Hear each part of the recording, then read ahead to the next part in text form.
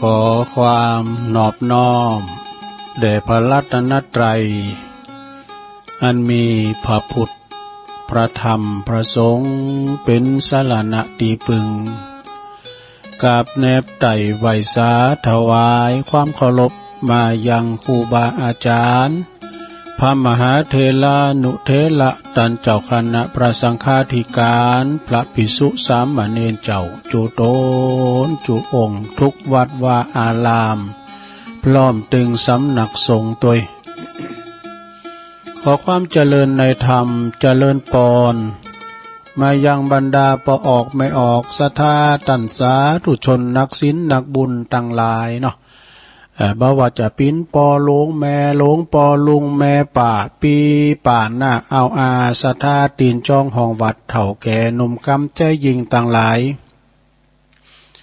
อันเป็นกีฬานุปถากสเดบานตันเข่าเวลานี้ก็เวลาบ่ายมาเนาะบ่ายมา3 โมงปลายสักน้อย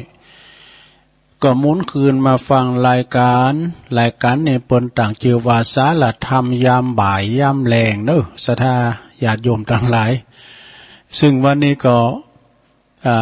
ดำเนินรายการบริหารเวลาโดยต้นโตแห่งอาตมาภาพเก่ากับผมตุลุงนันชัยวัฒนาคเสโน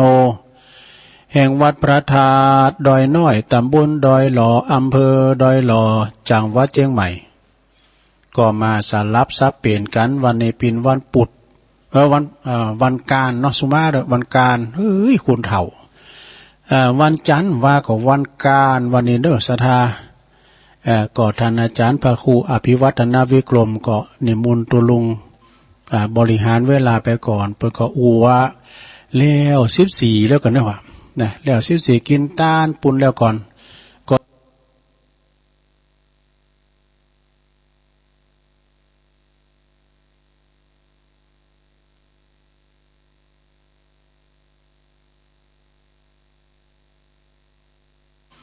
บริหารเวลาไปก่อนเพิ่นก็อัว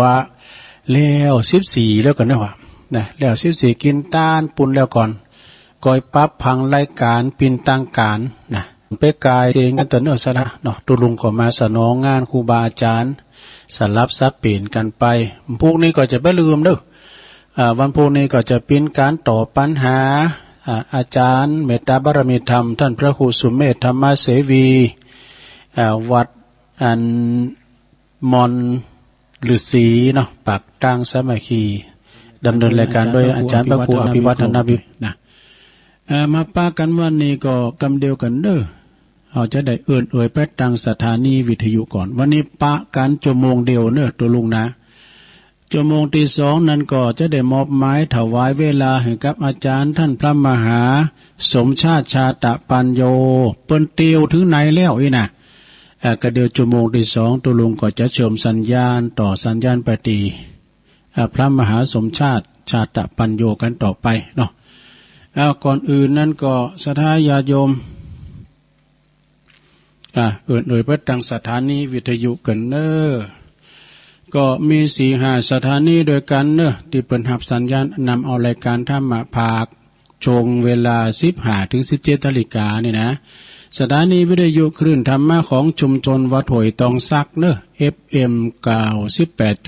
98.75สถานีวิทยุของคณะสงฆ์อำเภอฝางเนอะตั้งอยู่ที่วัดพระบาทอุดมน้ำบ่อสาวาสำนักวิปัสสนานะFM 100.25 เมกะเฮิรตซ์สถานีวิทยุคลื่นพระพุทธศาสนาการศึกษาและวัฒนธรรมวัดไฟหินเนอะ FM 104.50 เมกะเฮิรตซ์สถานีวิทยุมนเสียงธรรมวัดบุพารามอำเภอแม่แจ่มบนเนอ FM 106.25 เมกะเฮิรตซ์สถานีวิทยุบ้านทุ่งเรดิโอนะ FM 89.50 เมกะเฮิรตซ์อำเภอสันปัดตองแล้วก็วัดศรีปั้นเงินด้วยเนอก็วันนี้ก็มาปบมาปากับบรรดาปอออกไม่ออกศรัทธาตันสาธุชนต่างหลายวันตกวันออกขอกไต่หนเนอก็ฟังกันไปบรรยากาศแจ่มแจ้งเนี่ยวันนี้มีฝ่าสักใหญ่นะแจ้งแดดดีโทวันนี้นะตาเขาพอตะกะเอี้ย ฟุอันตุลุงแดดออกแจงนี้แล้วเลยจะคือน่ะตากข้าวพอดข้าวพอดก็คือข้าวเย็นเด้อสัทธาเนาะมาปักกันวันนี้ก็ตรงกับวันอังคารเด้อสัทธาตี8วันนี้แล้วนะสัทธาเด้อพุกวันศีลเด้อพุกวันศีลแฮมเดินออก8 ค่ำเดินหา8 ค่ำแล้วเริ่มพุกนะก็ไปวัดไปวาซาเข้าจังหันกันเนาะไปฟังฟังธรรมกันทำวัดทำว่านะโอ้วันนี้ก็ได้มาออกรายการแถมวันหนึ่งสถาญาติโยมทั้งหลายแล้วก็จะเป็นการที่ว่าได้โฆษณาข่าวสารงานบุญตีเปิ้นมีมาก็หลายตีหลายตั้งโดยเฉพาะก็ตีดอยนางแก้วดอยนางแก้วนี่ก็เฮาฟังเปิ้นซอก็มนซออันของแม่ครูแสงเอ้ยสุริยามนนะแม่ครูนี่เปิ้นก็ซอหำเวลามีการไม่งานเปิ้นก็ถวายเสียงนะซอหำการงานบุญต่างๆมีพิธีกรรมพิธีการสังพงเลยนะโอ้แม่ครูแสงเอ้ยก่อนนี้แปลว่าแสงเอ้ยป่าดำนี่นะคณะดาวลุ่งยาสตรีกามาป่าประเด็นนี้เปิ้นก็รับงานซออยู่เนอะเขากินเขาต้านเขาวัดเขาว่าอยู่สถาญาติโยมทั้งหลายซอหำงานบุญอย่างต่างๆได้หมดเปิ้นก็ย้ายมาอยู่พี่แม่ขานหลังถ้ำเนาะแม่ขานหลังถ้ำมีการมีงานข้างคาใดเปิ้นก็ไปซอนะแล้วก็ถวายเสียงอัดบันทึกเสียงโอ้การจังซอนี่ก็ไม่ใช่ธรรมดาเนี่ยคุณที่เปิ้นซอเก่งซอวันคำเปิ้นทำอย่างใดวันคำนะใช่ไหมเปิ้นมีไว้ปีปฏิภาณดีเนาะยำก้อนน่ะปอคูซอปอคูเก่าเขาก็ปอคูแก้วตาไหลเนี่ยเปิ้นอยู่อย่างบ้านตากูไว้กะตากูสันผู้เลยสีตีพุ่นน่ะนะโอ้เปิ้นซ้อมก่อนนี่เปิ้นมีเสน่ห์ในตาซอไปตาไหลหลอกแหลกเลยสมญานามว่าปอแก้วตาไหลนี่นะเปิ้นซอหามเรื่องน้ำท่วมดอยเต่ากาแอวสาวจอมตองกานี่ปล่อยเขาสังเนี่ยโอ้โมนนะซอสมัยมันเก่าแล้วก็แม่ครูซอนำดูแม่ครูโบซอนถนอมบุญอันนี้ซอหำเป่าวัดครูบาเจ้าศรีวิจัยกาเนี่ยไปอยู่เมืองเป่าบัวซอนเมืองเป้าเนาะแสงเอ้ยป่าดำเป็นมีหรอเนาะโอ้จังซอมก่อนนักรุ่นใหม่เดี๋ยวนี้ก็เกิดมาจัดลาเนอะจันติบเนี่ยจันติบจอมต้องกาอย่างนะแล้วอย่างก็ปราณีชัยปาการโอ้ซอมนกันทั้งนั้นรุ่นใหม่เดี๋ยวนี้นะเนาะอันนั้นสดาญาโยมก็ฟังกันไปเพราะว่าจากปิ้นการเตดน้ำเตดธรรมเตดสมัยแต่เก่าแต่ก่อนมาฮอดบัดเดี๋ยวนี้ก็ยังโมนอยู่ตุลุงก็ฟังตลอดอย่างเมตตาบารมีธรรมหลวงปู่พระครูอาทรวิสุทธิคุณเนี่ยเพิ่นก็ยังออกงานเตดเดี๋ยวนี้ก็เป็นเจ้าคณะผู้ปกครองเนาะ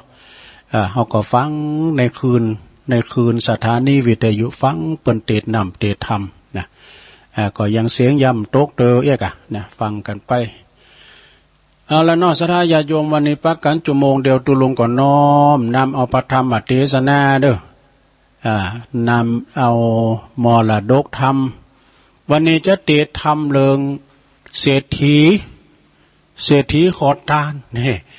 พิจารณาและเศรษฐีจึงว่าขอทานนี่อบายมุกเนอะก็ได้รับความเมตตาจากท่านพระอาจารย์สมเพชรปัญญาโน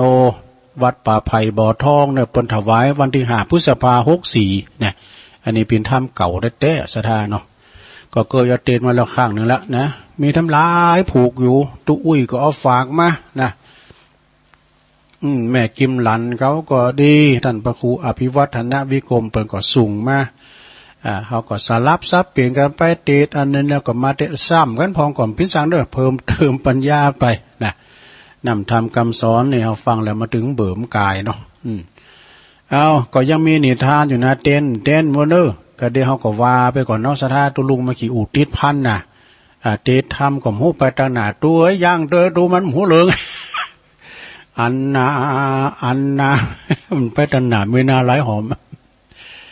เอาต่อไปก็ขอปอจานปอนันพมมารัตนาธรรมกรรมฟังปอจานมึงฟังเขาหรอพรหมเลยตุ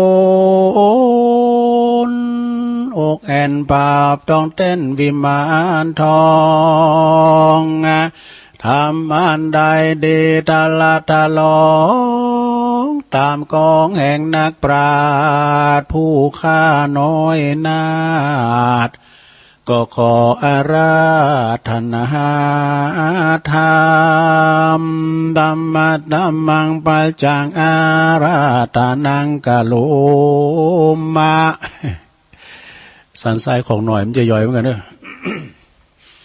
เอาฟังธรรมบรรณรงค์เด้อฟังไปรับไปก็พ่อยาวเช้าต่อใดนะเศรษฐีขอทานนะโมตัสสะภะคะวะโตอะระหะโตสัมมาสัมพุทธัสสะอิมังธัมมะเทศนังสัทธาสวัตติยังวิหาลันโตพระมลาปุตตังกาเทศิสาทโวดุลาสปุริสะทั้งหลายทั้งยิ่งใจมวลหมู่พร้อมนาอยู่ฟังธรรมจงได้จำฟังที่ดังเราจากจี้ใครการตามดังพระจินนำมันที่ไว้เทศนาไว้เหมือนมาสอนสัทธานานาน้อยใหญ่น้อยได้รู้ที่ถอยกองดีเอาตนนี้ออกจากทางทุกข์ยากสงสารเถิงนิพพานเวียงแก้วนั้นเป็นที่แล้วกะเสมใจอดฟังไปแต่ตนที่สืบสนถึงปลายบัดนี้แดเตอกิละดังได้รู้มาเน่เรายังมีพรามผู้หนึ่งเรานั้นใสอันอยู่นอกเมืองใหญ่อยู่ในเมืองใหญ่สวัสดีเขาของเมหลายหลากมีมากทมนาการนานับอ่านบ่ใดก็ยังมีลูกไว้ใจเดียวเป็นใส่เกี่ยวจองหอยรักลูกน้อยดังดวงตากันว่าการลาขึ้นใหญ่มีอายุไข่16 ปีผู้เศรษฐีผู้เป็นป้อกรรมมาก่อเติงตันก็ได้ดับขันมวยม้างจากโลกกว้างโลกกาผู้เป็นปุตตานั้นใส่ก่อปฏิบัติไตตามโบราณกาตามการเลิกซากได้ส่งสาการตันคาบตามเการากประเพณีเอาขอนผีพ่อเจ้าไปสู่ป่าเจ้าดงตันก็มีหันแหลนนาแต่นั่นนาไปนาบ่เนินจ้าเรือลายตั้งแต่พ่อแม่พ่อตายกลาภาคลาเสียจากเป็นผีลูกเศรษฐีนั้นเราก็ได้เป็นเจ้าแทนของสัมปติของบ่ไหลถึงจากใจเพียงใดก็บ่อาเสียงไปบกบังยังเต็มช้างดังเก่าดังนี้เล่าดีลีใจผู้เป็นลูกเศรษฐีตนแทนตนพ่อก็เข้าก่อเรือลายเข้าของก่อเรือลายสุขสบายคำเจ้าบ่โศกเศร้าการใดนั่นแหละนาเอกาติวาสังยังมีในวันหนึ่งเราก็ยังมีใจหนุ่มเนามาสู่ยังที่อยู่เกหาใครขี่ยาเก่าต่อยด้วยกำอ่อนอ้อยเป็นหมายว่าอาณาว่ามาขอเป็นสหายเปียงปองเป็นเพื่อนป้องดังพี่น้องรวมบาทขออย่าได้ขาดศรัทธาเขา2 คนนั่นนะกล่าวอูไม่ใจจื่นสู้เจยบาน ก็บ่ป้อนนานเนิ่นจะอันสหายบาปกล้าปาลาก่อนนำป่าชักจ่องไปสู่ห้องอบายบ่ขาดสายใจบ่เว้นไว้ขึ้นใดกันว่าที่ไหนม่วนเล่นก็บ่ว่างเว้นไปหากินสุราไอน้ำแล้วตั้งหนุ่มมาตั้งหนุ่มมาเนานาลีเงินคำไม่ใจบ่เว้นไว้สักอันปันผ่านนันตาตอดปันผ่านนันตาต่อเข้าของล่อจอมาไปบ่อนนานเต้าใดขวาดลูอันว่าเขาของมีอยู่ทมนาก็ไก่กากรอกาดกรอยขายไปเตื้อน้อยบางบ่าวย้อนว่ามัวเมาเสพสองหลงอยู่ในห้องอ้ามใบยามมุกเขาของตั้งหลายมากเต่าก็ขายแลกเหล้าสุรากันแล้วว่ากลางคืนมาลอดก่อปากันไปแอวสอดบ่เว้นการละเล่นเมในติสะใดไก่ก็บ่เว้นไว้ไปหาย้อนว่าสหายนั่นน่ะเป็นเหตุป่าเข้าเขตต่างผ่านเป็นคนอินญาณขี้ข้านบ่อยู่บ่รู้การบ้านอันใดกลางคืนไปแอวสอดกลางวันลอดมูบหมูหลับมาคูดคู่เหมือนตายเขาของหลายมากกวางก็บ่อาราคางสังขายาอันว่าปิตาพ่อตายละไว้ทมนาบาดนี้หนาหนีไก่มีอันใดบอกไว้อันจะขายใดเป็นเงินก็รีบไปจำนำข้ามาบ่จาสุดแต่เสื้อผ้ามวนหมู่โตนนั้นนั่งนุ่งอยู่วันก็มาขายไปปันพนันลาตอดบ่เหลือลอดอันใดกันว่าเขาของเชียงไปมวนหมู่ก็ไปหาหมู่สหายเขาต่างหลายบ่จาก็เขากอกกันว่าเขาหันหน้าก็บิดหนีไกลโบราณขายบอกไว้ว่าตั้งแต่ไทยเดิมมาว่ายามมียามเป็นดีหลายหลากสหายหากด้วยมายามอนาถาตำจาไผบ่เหลียวแน่พอมาใจกำคนไขว่าไว้หากมาได้ตัวเรานี่แลย้อนว่ามัวเมาตั้งถอยจึงตำก้อยเครื่องขี้เปื้อนกินมีหลายหลากเปื้อนตายหากนั้นหาเขียมจ้าเพียบเตรียมตนไม่มีบ่อไหลดงตาลหาไม้จันนาก้ามากหาได้ยากแต่ดีลีก่อนนั้นเป็นเศรษฐีมั่งเต่าบาทนี้ตุกแต่เล่าอาภานเอวซ้อขอดตาลเลี้ยงใส่ย้อนว่าเอาคนถอยไหลมาเป็นเพื่อนจึงตุกจึงตุกเขาเถื่อนดงนาอาณาถาต่ำก้อยตุกจองหอยไปลุนนั่นแหละนาสัทธาอันว่าพระพุทธเจ้าว่าสอนคนหนุ่มเท่ายิ่งใจว่าอย่าได้ผ่านไปไปสู่คบมหาหมู่คนพานะจังปรับปันจักจ่องไปสู่ห้องตั้งไว้ได้สิบหายตุกย้อนปาเดือดร้อนเครื่องขี้ดังบาลีกล่าวไว้ว่าอาตนะอนัตตาเย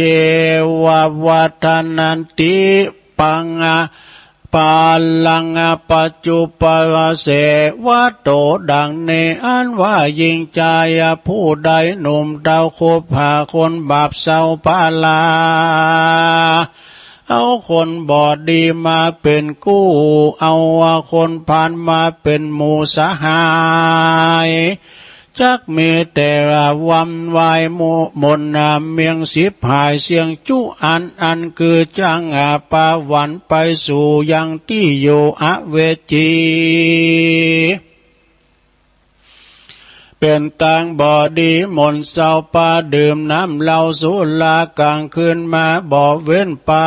ไปเล่นการพนันมีจุอันหลายแหล่บ่เว้นเวต่างจุอันเป็นนักสู้อันเป็นนักเลงสู่นาลีการงานมีขี้ข้านมักมามักสาตานกัวการสุลาบานน้ำเหล้าบอกว่าหนุ่มเจ้ายิ่งใจกินจะกินหลายน้อยมากโทษเมหากเลือลายคือว่าเสียงเงินคำบาทใจเจ็บป่วยใครจ้างมีมาสติปัญญาต่ำก่อยมักงับเป็นคนถอยมักเป็นถอยเที่ยงการบ่ลูกคืนวันค่ำเจ้าเป็นตังเป็นตังเต้าวำวายบ่ลู่ละอายเผิดนาได้ตำมาจาละกำนินตาลายแหล่เตียงเกิดแก่ตัวโตตนตัวจักป่ามัวเมื่อซอยทุกจองหอยต้วยมานั่นแหละนาแถมประการหนึ่งใส่มิดแก้วมีมิดไว้เป็นคนผ่านจ้างป่าปานไปสู่แอวกลางคืนอยู่บ่อขาดสายเป็นต่างวายหลายอย่างมีต่างผ่านเอาคนผ่านเป็นมิตรเหมือนเอางูปิดมาอยู่ไกลจ้างร้อนไม่ไปลุนบ่อหูกุลแลโตดใจเห็มโหดปาลามักจามักจักป่าบ่อเว้นมาไปที่ต่างม่วนเล่นไปสู่บ่อหอนลูกคืนวันการปานนั้นนั่นโสดอันมีแต่โตดเลือลายเขาของหลายมวยม้างบอลลอค้างอันใดกำโบราณไขแต่ก่อนเจ้นปุ่มมอนสอนคนว่าจุมหมู่โจรถอยลายลักทรัพย์เขาของไว้ก็ยังเหลือเกหาไฟแถมหน้าไม่หมดก็ยังเหลือลอดแผ่นดินแต่ว่าการพานันกินจนเสียงหมดเลี่ยนเกียงบ่อล้อเหตุนั้นนอกวนขวาดรู้อย่าได้ไปคบสู่คนผ่านอันเป็นการไปคบมาหาแต่นักปราดาดังถอยวัดบาลีว่าสุโขวาสุโขหาเวสัพปุลิเสนาสังฆโนดังนี้ว่าการคบหานักปราชญ์ผู้ฉลาดเมตติกองได้ดีมากหน่อยขอท่านกล่าวถอยสอนปานได้หันว่าบาปบุญบาปอันกองอันใดบ่สุภาพก่อเว้นนี้กองอันใดดีก็เที่ยวไต่ปฏิบัติค่อยตามลายเตี้ยงสมใจหมายฝ่ายหอยได้จืนจ้อยเจยบานนั่นแหละนาแถมประการหนึ่งใส่ต่างหมนไม่วำวายคือคนยิ่งใจขี้ขานำบ่อเอาฐานเอ็นยานกาตำการบ่อเลวสวะวางเอวกลางโหนการของตนมากหน่อยบ่อไฟหอยโทษทำมักไข่กำอ้างกล่าวอ้างมีต่างหลายมักอ้างวันอ้างเจ้าวันนักปราชญ์เจ้าเมตีก็กล่าวว่าจีว่าคนดังนี้ยิ่งใจแม้นมีสัมปาติหลายแต่ก่อนเจ้นปุ่มมอนปิตาย่อมไกกาเมื่อซอยทุกจองหอยปลายลูนส่วนคนค้ากุนกันอยากทุกลำบากเครื่องขีบ่มีขันติเตียงตั้งมันขยันมันตั้งการย่อมมาตุกผ่านกว่าเก่าร้อยลายร้อยเต้าปันกานาเป็น ดังคนอันนาตากันอยากกันว่าอดสาหากกาทำการย่อมนำบ่ตุกผ่านดังเก่ามาจักมังมุนตุ้นเต้าเป็นดีส่วนอันว่าคนมีแต่ก่อนบ่ลายย่อนอดสาสัมมาจักมีมามากกวางบ่อาจอ้างมายาเป็นหมายแลนาดังเตสันนามานิสัยกองถอยไหลก็มีกองใดดีก็มีมากหลายดีหากสูญการกองใดดีหันจำไว้เอาเป็นเอาไปใจกับตัวเอาเป็นขัวกายลอดเวียงแก้วยอดเนลาปานมันเฮตานอย่าได้ขาดอย่าได้ประมาทกองทำเป็นตั้งนำไปสู่เฮได้อยู่เจยบานสุขสำลานคำเตียวบ่โศกเศร้าการใดการว่าตายไปกราภาคนี้เสียจากเมืองโคนย่อมเอาตนไปเกิดที่ผาเสดเมืองสวรรค์นั้นแหละนามูลศรัทธาต่างหลายมวลหมู่ทวนกู้ยิ่งใจโลกาลายใหญ่น้อยอย่าได้มาจองหอยอินทรีย์อายุมีเตี้ยงตะวันนั้นเล่าโสภาพาทานนาใครใดหรือมักไฟอันใดบ่มีบ่เนไกจากธรรมขอสมกรรมมากู้เจือดังไฟเอื้อใจมาจู้ยิ่งใจหนุ่มเท่าแดดเตสันนาวาสาเนนิทิตังขียาสังวันนาวิเศษจาห้องเหตุทำเรื่องเศรษฐีขอตานอาปายามุกก็บังโกมโสมเรสดิดเลี้ยวเท่านี้ก่อนแลสาธุสาธุสาธุ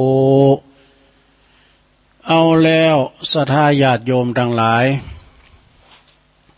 ปิ่นทำกล่อมเด้อทำสอนมรดกทำผูกเดียวจบนะอบายามุกหรือว่าเศรษฐีขอทานเนี่ยไปคบคนพาลเนี่ยศรัทธาญาติโยมทั้งหลายเนาะไปคบคนพาลพาไปหาผิดไปคบบัณฑิตไปหาผลเนี่ยศรัทธาเนาะก็มีเศรษฐีคือพราหมณ์ผู้หนึ่งอยู่ในเมืองสาวัตถีปาราณสีเนาะก็เป็นคนร่ำรวยเป็นมหาเศรษฐีลงนะก็เลี้ยงลูกมีลูกคนเดียวลูกก็ถึงอายุ16 ปีพอเศรษฐีก็คืนลุ่มหายตายจากไป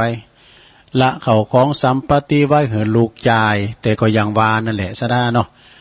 คุณเฮาเนี่ยกันว่าไปคบคุณดีเนี่ยก็กลายเป็นขอทานใดนะไปคบคุณพานนะคุณพานมาตีสนิทนะเอาเขาก็ปาไปที่อบายามุกต่างๆไปแอวไปแหวงเมื่อคืนปิ้นนกจันเมื่อวันปิ้นนกเก่าเขาของดีฮิฮามาได้ที่ปอปนสะสมไว้ก็หายไปกินแอวลินบาแก้วให้โล เนาะมันไปเลยเนาะสราญาติโยมทั้งหลายนะกินไปเล่งเจ้าหมูเจ้าจุ่มนะปีญาได้เอาถิมตีนนะเจ้าหมูเนอะก็เดียวคิดบัญชีที่เวียนะมันก็ชีพหายกันเนาะหมูตาแม่แอบเขาก็หมูตาแม่ป่าเขาก็มาโลก็มาช่วยกันกินนี่เนาะเช็คบินละเสียงเถอะ8,000 เนาะเจ้าวานะมันไปอยู่ได้เอาเขากินแอวปากันไปลินน้ำแล้วเป็นเมียนบ่อนมีไหนพันนั้นมีไหนก็ไปเนี่ยเอาเขาของปอของแม่ของปะกุลมุญญาเนี่ยไปปอแม่ตายกินควางบุควางบะเวลาปอแม่ตายลาปิ้นหอยน้อยจะใจได้อยู่เรื่องกรรมในนาสถานเนี่ยการไพ่มันเก็บงามไว้นะมีให้ใครให้มีนาใครนะเอาไปต่อต้าปันพันนั้นเดี๋ยวไปแก่ตัวนะเอาไปแก่ตัวมันเสี่ยงไปติ๊กๆนี่ลินการพันนั้นในน้ำต้องเอาไปกำหังกำมีเขาแต่ลงมาดื่มเต้นเพื่ออะไรเนอะการเปิ้นมี3มี4เขาไปคนเดียวนะเมียจอยหมดนะก็แต่กันเนาะตุลุงทองว่าอันถ้าได้ลินถึงมันได้นะโกง คือโกงวะนะการผันนันนี่มันดึงมันท่ามันไปดีเนาะสะดาเนาะที่เปิ้นลินได้ก็มีนะมันจะว่าไปคัดเปิ้นแหละเปิ้นหุมไปหุมมันเอาเปิ้นหุมก็ลินไปเนาะ เอาเขาลูกเศรษฐีก็ไปมีขายตีขายหุ้นแม่แต่เสื้อผ้าคู่ใบก็ขายหมดไปมีเวลาขายไปแล้วก็ไม่ละครับไม่ปึงสู้กำบากนะไปหาเจ้าหมูเปิ้นบิดหนาหนีหมดศรัทธาเอ้ยเนี่ยการทำมีเงินก็เป็นคนตุกนะการทำเวลารวยในตัวก็เป็นหมูนะมีกรรมแห่งกรรมนะเวลาเฮาตุกมีภัยตัวเวลาเฮารวยตัวกันเป็นหมู แต่กันเนาะกับเวลามีละเปิ้นบิดหนาหนีหมดศรัทธานี่อันนี้ก็คือทำเศรษฐีขอทานเนอะศรัทธาญาติโยมทั้งหลายนะการดื่มน้ำเมาในการกินน้ำเมาไปแล้วมันประมาทด้วยหลายอย่างนะเปิ้นว่ามีโทษ6อย่างกันว่าอันสุราเมรัยภัยเสพติดพาชีวิตมืดมนจนฉิบหาย1สินทรัพย์ของตนนั้นพลันวอดวาย2อาจตายด้วยทะเลาะเพราะความเมา3เจ็บป่วยด้วยโรคาพยาธิ4ถูกตำหนินินทาพาอับเฉา5หน้าด้านหนักหนาเวลาเมา6โง่เขลาปัญญาหดหมดสิ้นนี่ มีโทษ6อย่างเนาะสะดาเนาะก็ฝากฟังไว้เนอสะดาเนอการกินการทานก็เฮาก็จะไปเอาไอ้มาปิ้นใหญ่นะสะดาญาติโยมก็จะไปลืมเด้ออันตุลุงก็ขอประชาสัมพันธ์ให้สักเล็กสักน้อยนะวันนี้ตุลุงมาปักกันชั่วโมงเดียวนะก็เดี๋ยวก็4:05 น.ก็จะได้ต่อสัญญาณปฏิทันพระมหาสมชาติชาตปัญโยเนอะอินดูเปิ้นซะนะเปิ้นเตียวถึงไหนแล้วโหรอบโลกนะการเปิ้นเตียวถึงไหนก็กระเดียวก็ถามฟังเปิ้นก่อนเนาะก็เดี๋ยวตุลุงก็ประชาสัมพันธ์ข่าวสารงานบุญสักเล็กหน่อยก็คือว่าอันวัดปุ้นดอยนางแก้วเนอะซะนะเดี๋ยวเจ้าก็ลืมไปเนี่ยอีนี่ตุลุงกันว่าขี้ลืมนะเดี๋ยวเอาให้หน่อยนะเจ้าก็ปดต่างท้าแล้วสัญญาไม่แน่นอนขอสุมาด้วยเนอะขอเชิญร่วมสร้างบุญสร้างบารมีสืบกำกึดยึดเจตนาเสริมสร้างศรัทธานำพาประชาชนร่วมจิตร่วมใจทั้งประวัติศาสตร์ชาวอำเภอเวียงป่าเป้าจังหวัดเชียงรายและประชาชนจังหวัดเชียงใหม่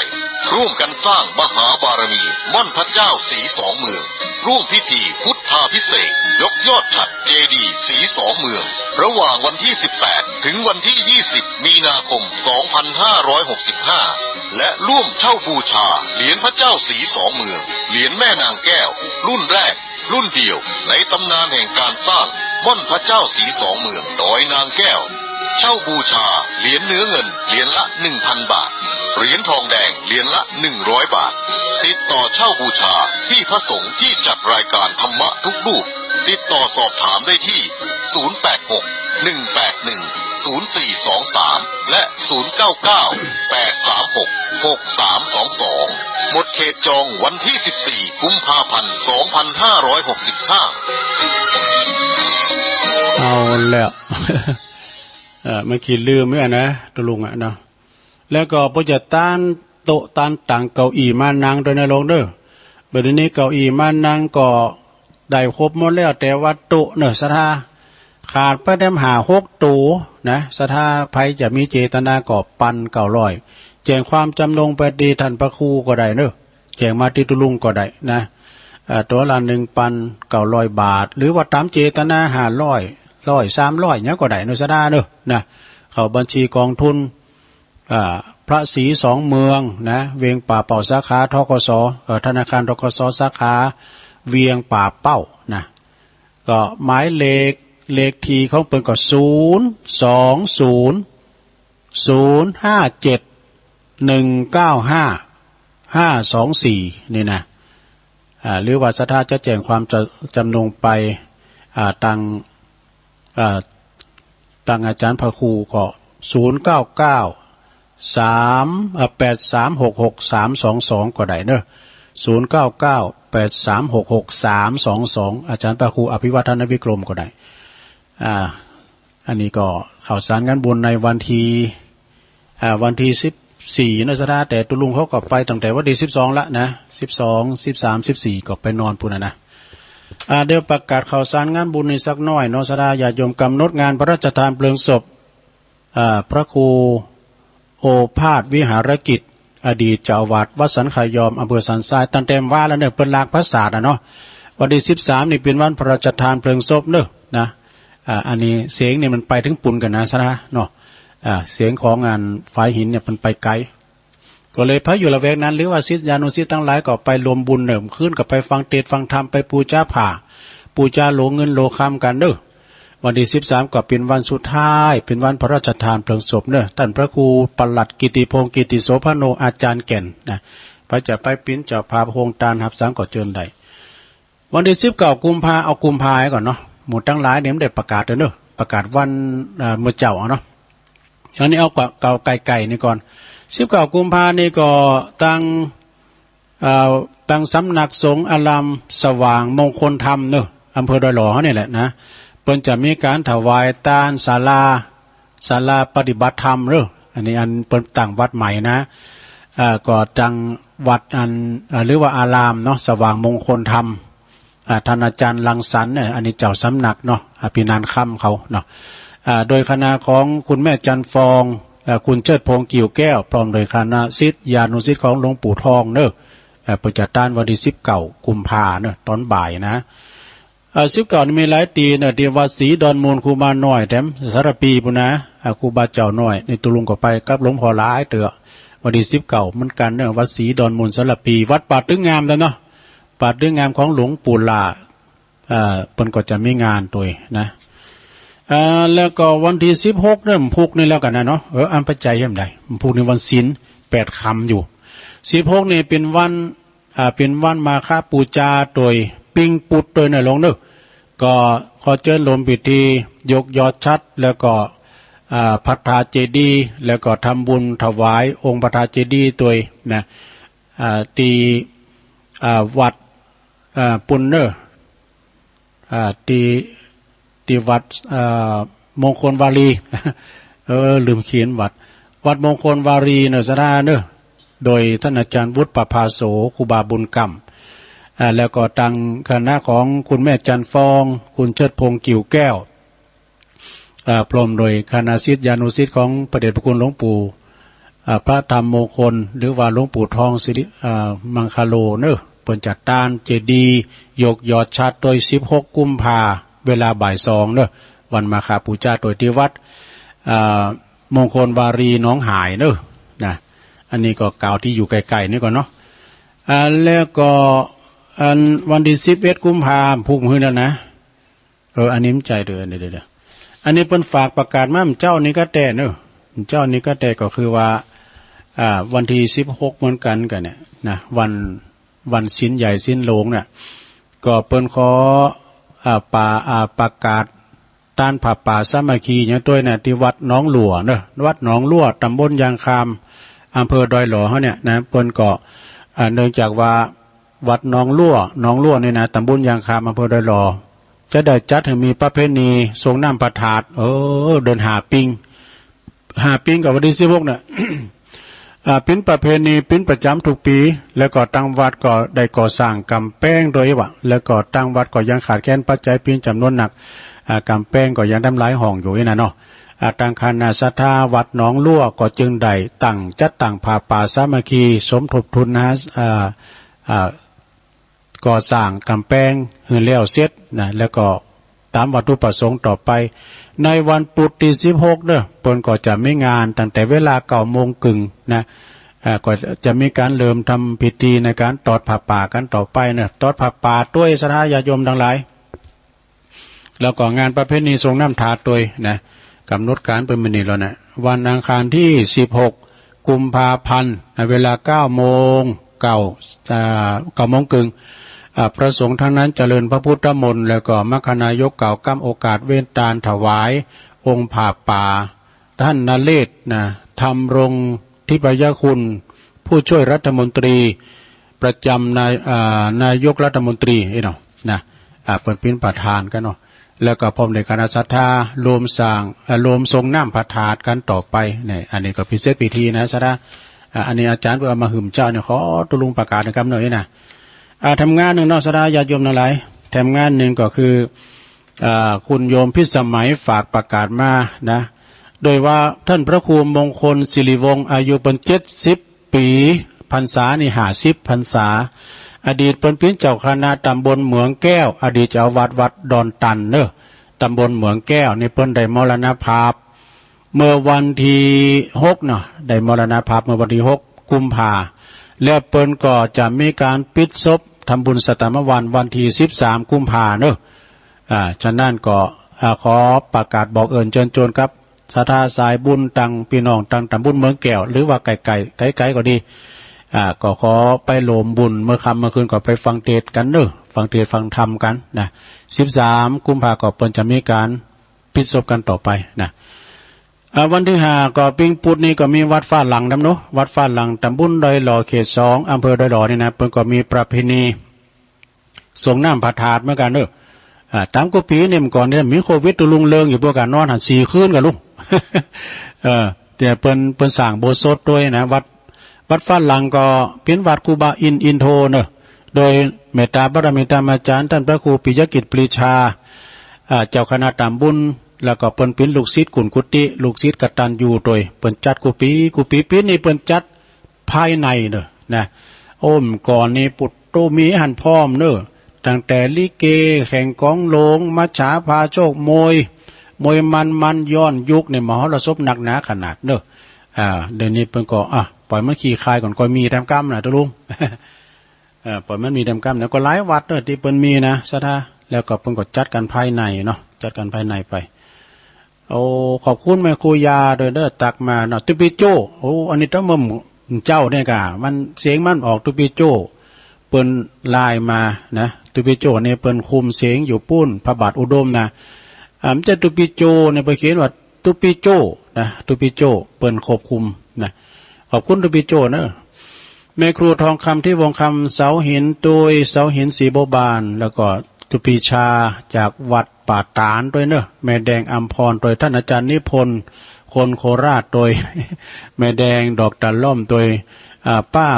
คุณป้าวรนาถโดยเนอะแล้วก็บรึบ แปะนะลงเนอะวันลายมวันลาโดยแม่คำแดงคลองมีจากเมืองฝางแม่ศูนย์ด้วยเนาะแม่นางอวนจากล่องกองเก่าสันกำแป้งโดยแม่พันธาวันนะจากดอยสะเก็ดโดยวรดรจากดอยน้อยพัฒนาปุนเนอร์สันทรายดอยน้อยหนองหานสันทรายปุนนะชมรมอันนี้ก็แม่ทองคำพรหมมินโดยเนอร์จากแม่แตงโยมกัญญาจานะโดยจากทุ่งเซี่ยวเนาะโอ้ละเมตตาบารมีธรรมหลวงพ่อท่านพระครูสันติเจติยากรเนอเมตตาบารมีธรรมวัดเกตการามไวสานะครับเนอยายจันนะแม่จันนี่เปิ้นก็อยู่เนี่ยอยู่เลื่อนไสโหเลื่อนไสนามสกุลบ่อยู่เวียงตาการเด้อแล้วก็มีฟ้าประธานโดยเนาะฟ้าประธานโอ้หลวงนานด้วยเนาะหลวงนานเจ้าของผลงานเพลงหลายเพลง หลวงนานก็คุมเสียงอยู่ที่ลุมบุญนะเอาเมตตาพระเมตตาอาจารย์ท่านพระครูสมเพชรปัญญาโนเด้อเนอวัดป่าไผ่บ่อท้องไหวสานะครับเนอแม่บุญยวงแม่น้อยแซ่พันอันนี้เปิ้นก็ฟังอยู่นะไอ้บรรจงการทวงโดยนะตัวแทนนำดิบเนอแม่ครูเพลินพิษทิพลึกจากบ้านแป้นโยมธนวันโดยเนอแม่ครูธนวันโดยแล้วก็มีเอกราชตัวพี่หน่อยด้วยเนอชมรมสกาย82ด้วยโอ้มีหลายแม่เดินเพนทิมวางด้วยเนอแม่อารีนี่อยู่ตนเปาสันกำแพงไม่ลงสายฝนจันกุลนะด้วยเนาะอันนี้ก็ตักตายมาตังลายนะขอบคุณเนอที่เปิ้นแต่ตักตายมาเนาะแล้วก็ข่าวสารงานบุญนี่ก็ก้อยเอามาประกาศปุ้นเด้อปุ้นอันวันตอนเจ้านะเอิ้นไปตามพี่น้องตามไม่อายด้วยขอบคุณสมหวานนะสมเขียวหวานพันสายน้ำผึ้งนะหน้าพันหน้าตูมหน้าคำหน้ากระถินเขาพี่น้องห่างต่ำเนาะหน้าทมเขาก็ดีเปิ้นฝากมามีแพ้วพริกหนุ่มปุ่นนะ เอาเขียวหวานแล้วก็เอาอันกันลำตัวเนี่ยขอบคุณเนอะได้รับแล้วเนอะตัวนั้นมาหืมเจ้าละ โอ้อันนี้ฝากประกาศทำกรรมเนอะปอบบุญศรียานะเปิ้นฝากว่าวันที่12ถึง15กุมภาเนี่ยเปิ้นจะเข้ากรรมนาสุสานป่าจ้าห้องหาหลวงหมู่5แล้วก็เปิ้นมีหลายนะจ่ายบริการถึง3หมู่บ้านนะบันเทพมงคลโดยหมู่12ห้วยมงหมู่8ด้วย3บ้านกันเนอะใจป่าจ้าเดียวกันนี่นะก็เริ่มตั้งแต่วันที่12ถึง15กุมภาเนี่ยโอ้ยอยู่ไกลไม่ให้นอกจะไปจุยกันหรอก อันนี้ก็ตั้งปอบุญศรียานนะฝากประกาศมาอาจารย์ท่านพระครูวิชากิติยาวิชัยเนอะ อันนี้เจ้าวัดห้องหาโลงนะห้องหาโลงก็บ้านไอ้หงย่นกันนะกันเนาะ เขากำพัฒนาสุสานป่าจ้าเนอะตอนเจ้าก็ไปทำบุญตักบาตรตานทำกล่อมทำยอยก้านี่กลางค่ำกลางคืนกับไฟฟังเทศน์ฟังธรรมกันเนอะตีสุสานห้องหาโลงเนาะต่อไปตัวลุงก็เหลือ10 นาทีสุดท้ายตัวลุงจะเช็คคืนก่อนเนอะจะเช็คคืนก่อนพระจะโทรมาจ้าอีนะก่อนที่ตัวลุงจะได้ต่อสัญญาณอันเชื่อมสัญญาณปฏิท่านพระมหาสมชาติชาตปัญโยบอกประกาศให้หน่อยได้เวลาเปิ้นตั้งโทรศัพท์ห้ามโทรมาหาตัวลุงเนอะการโทรมาในเสียงหายเลยนะ ที่ท่านมหาก็เหมือนกันเนี่ยไปโทรมาเจอเฉพาะที่ตัวลุงเนี่ยนะไปโทรมาเนอะตอนตัวลุงหับสัญญาณนะหรือจะตั้งหัก10 บาทก็พออยู่ก็หาเนาะเจริญปอนกาไม่สาเจ้าตุลุงอ๋อแม่ปราณีเนาะเต็ดหม่อนขนาดแต่ทำมันนี่อย่าทำเศรษฐีขอทานอ่ะเศรษฐีขอทานนะมันนี่จรโอ้อันฟังเข้านั้นรู้จะรับอ่ะไปเป็นอย่างก็มันทำกล่อมรับอ่ะเพิ่งมันว่าอันฟังดำมันเป็นอะไรอย่างนะเป็นกบรับอ่ะเป็นงูกะเป็นกบไก่น่ะน่าหม่อนดีรู้ตุลุงน่าเศรษฐีวันหน้ามาเตะทำกรรมเนอะวันหน้าวันแรกก็มาทั้งกะทำนี่มันสอนดีแต่อันตุลุงอยู่ชั่วโมงเดียวไว้หน่อชั่วโมงเดียวก่อนเพราะว่าตุลุงเดินมากูจันอยู่แล้วเนาะแล้วก็ทำกรรมมันท่านมหาสมชาติเนาะก็เดินต่อตุลุงนี่กะเนาะขอบคุณแม่ปราณีเนอะโตปีน้องปีน้องตามเมืองฟางมาก่อนแล้วขอบคุณตัวสายต่อไป0899555656อินดูเปิดเนาะทันมาหาฝุ่นตกเขาแหละนี่ตู้ฝุ่นตกเจริญปอนเจ้าค่ะว่าเจ้าตุลุงไม่ทุกเกียรศิลปนนะอ๋อทำหม่อนนะขอมาเตะสงครามเดิมเรื่องนะเจ้าแม่สุกแก้วศรีลาพรเศรษฐีขอตานพระอาจารย์นั่นหลักว่าพุทโธขนาดว่าเศรษฐียังขายหุ้นสาธุสาธุขอบคุณแม่หนักๆเด้อเจ้าติดตามตลอดได้ทุลุงบุตรก็โทรมาที่ท่านมหาแถมเจ้าแก่ไว้สาธุเจริญปอนเจริญปอนราชการเจ้าอยู่ทั้งใดใช่ไหมแม่อยู่หนองแยงเพื่อเดินซ้ายเนี่ยโจเนี่ยเจ้าหนองแยงนี่ฟังทั้งวันอ่ะแม่ยังวันนั้นว่าทำวันเกิดเข้าข่าแต่แฮปปี้เบิร์ธเดย์นะทำแต่ที่กับเข้าหลาเหมือนกันนะแม่ฟังเนอะเขาเป็นการร้อนใจเนอะแต่ก็แม่อยู่หนองแยงนี่อำเภอหยังหนองแยงนี่อำเภอหยังก็สันทรายม่วนดีแล้วอำเภอมนดีเนาะอำใจน้องใหญ่เมื่อคืนก็ฟังเหมือนกันนะถ้าออกแล้วคือเรียกว่าออกแต่มันได้เต้นเปิดในการเวลาเมื่อคืนนี่มันได้เต้นเปิดพิเตอร์นะมันเมื่อในก่อนเล่นเมื่อคืนจะออกก็3 โมงอ่ะเจ้าพุ่มมีเตอร์ท่านอาร์ตกามพวกอ่ะนะวันปุดอยู่ด้วยตัวลงมาวันพัดพวกอ่ะวันพัดศุกร์เสาร์พวกนี้โต้นี่พวกนี้นักเทศเสียงทองกะพวกเจ้านะท่านอาจารย์ท่านอาร์ตปุ่นเปิ้นอยู่วัดหาริการามนะอยู่ละปูนฝั่งละปูนเนาะแม่ยังก็แม่ชื่อยังก็น้องแยงอ่ะแม่ชื่อยังก็แม่ยังแม่ยังน้องแยงนะแม่น้องแยงน้องแยงแม่พันบ้านน้องแยงแม่พันสันไซสันไซกันนะขอบคุณนะแม่เด้อพุกโทรมาแถมเด้อสาธุเป็นฟังถึงวันขอบคุณเลยเจริญปอนไว้สาครับน้องเบลครับผมเจ้าก็วันนี้นะครับทำที่ครับผมเศรษฐีขอตานครับ14 ประการครับแน่นอนกะยินดีน้องเบลเนอสาธุน้องเบลในการเสียงเพลงออกที่โทรมาแล้วดูเสียงตุ้ลุงเพลงตุ้ลุงออกแล้วเจ้าของแอลเมืองเหนือหรอยายพรเอาหน่อยเดียวเนอะจะจบเวลาละยายพรนมัสการเจ้านมัสการเจ้าอากาศร้องวัวแดงอยู่แจงวัด เดี๋ยวพอฟังจ้ะล่ะกะก็เดี๋ยวปล่อยเปิ้น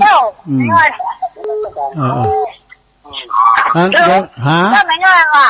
เป็นปัญหาอยู่นะก็เป็นปิ่นหยังเป็นปัญหาก็เป็นปิ่นหยังก็ปิ่นหยังแต่ว่าถ้าแบบไปวันที่13เราจะร้องบ่เนาะปล่อยหลงบ่เป็นหยังมีนาไปหลงบ่ปากันปุ่นเนาะดีกะยายพรถ้าจะไปวันที่13ถ้ามาไปก็จะไปพุ่นนั่นน่ะเป็นหยังก็จะร้องบ่ก็ได้เด้อเจ้าบูมันจะไปอ่ะโอ๊ตเอาเด้อโอ๊ตเอาขอบคุณเนอะยายพรเนอะเวลาตุลุงจะมดพอดีอ่ะเนาะเจ้าเดี๋ยวโทรมาหาไปปล่อยเปิ้นเปิดสายเลยแล้วก็เปิดก็โทรเนอะแม่พรเนี่ยมันกี่โทรไปอยู่ติ๊กๆอ่ะปล่อยเปิ้นอู้แล้วก็โทรไปเนอะปล่อยเปิ้นบอกเบอร์โทรก่อนเจริญปอนจากไรสาจ้าตุลุงแม่สีทอนได้แม่สีทอนก่อนมานแม่สีทอนก่อนมานเหมือนกันนะปอก็แม่พรเวลาไปถึงวัดชั่วโมงจ้ะเป็นยังกันเดียวก็จะต่อสัญญาณไปที่พมหาค่ะชัยปราการเนาะตั้งแต่เช้าแล้วค่ะตุลุงชัดเจนดีจ้าชัดเจนเลยเนาะก็คือว่าขอบคุณแม่สีทอนเด้อตัวแทนจากไรสาจ้าปอนก็คือว่าตัวแทนเนาะตัวแทนโทรมาแม่ขันเกียรติทั้ง3เขาเนี่ยบ่โตจังเคืองบุญเขาเนี่ยแม่แจ่มนี่มากันแล้วเนาะโทรมาพร้อมกันได้เนาะถ้าว่ามันได้เดี๋ยวโทรมาที่ท่านมหาก็ได้ตอนนี้ตุลุงถวายเปิดถึงชั่วโมงกันนะใต้รายการเปิ้นก็จะโทรแต่โทรมาปล่อยเปิ้นบอกเบอร์โทรกันเด้อยายพรเด้อแล้วไม่แฮนเด้อยายพรนี่มันกี่แฮนนะเปิ้นว่ากระเดียวกันนะอุ้มจบแล้วโทรมาอยู่ติ๊กๆอ่ะให้ว่าชักเตอปล่อยเปิ้นอู่แล้วกันเด้อโดยเฉพาะที่โทรศัพท์ตุลุงในห้ามโทรมาเป็นเด็ดขาดเด้อการโทรมาปุ๊บเนี่ยนะเสียงท่านมหาก็จะหายไปหมดลุดหมดเลยเนอะลุเอกอะอย่างพระอาจารย์เน้นหลักวานะลุเอกเนาะนั่นก็เวลาเปิ้นอู่ก็ปล่อยเปิ้นอู่ไปตุลุงก็ไม่ได้ไปไหนนะเฝ้าอยู่เนี่ยนะเพราะว่ากูเปิ้นโทรมานะก็โทรมาก็ลุดอ่ะนะได้ต่อทำไมอ่ะมันจะขาดจังหวะเนาะมันจะบ่มีอรรถรสในการฟังจะไปโทรมาเด้อทั้งตุลุงเนี่ยนะปุ่นปล่อยเปิ้นจบรายการแล้วก่อนค่อยโทรเนาะก็ถ่าทั่วที่ท่านมหาก็ได้นะสถานเนอะเพราะว่าตุลุงก่อนหรือชะตั้งนี่50 บาทก็กลุ่มยังไง ลืมพอไปเช็คพอมาแล้วว่าโอ้หรือ50 บาทพี่ยังเนาะเตียนอยู่กะเดี๋ยวจะลองเชิมสัญญาณไปที่ท่านพระมหาสมชาตะปัญโยเนี่ยเปิ้นก็มีความตั้งใจเนาะศรัทธาเนาะตั้งใจไปเปิ้นเตียวเราเป็นตัวลุงเนี่ยมันลูกโทมันลูกแต่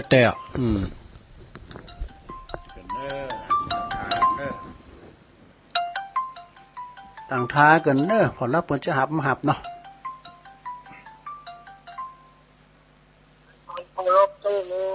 อันนี้หมดเลยครับเอาเลยล่ะสาธุขอนอบน้อมต่อพระรัตนตรัยแก่เจ้า3ประการน้อมเอาคุณพระพุทธเจ้าคุณพระธรรมเจ้าคุณพระสังฆเจ้า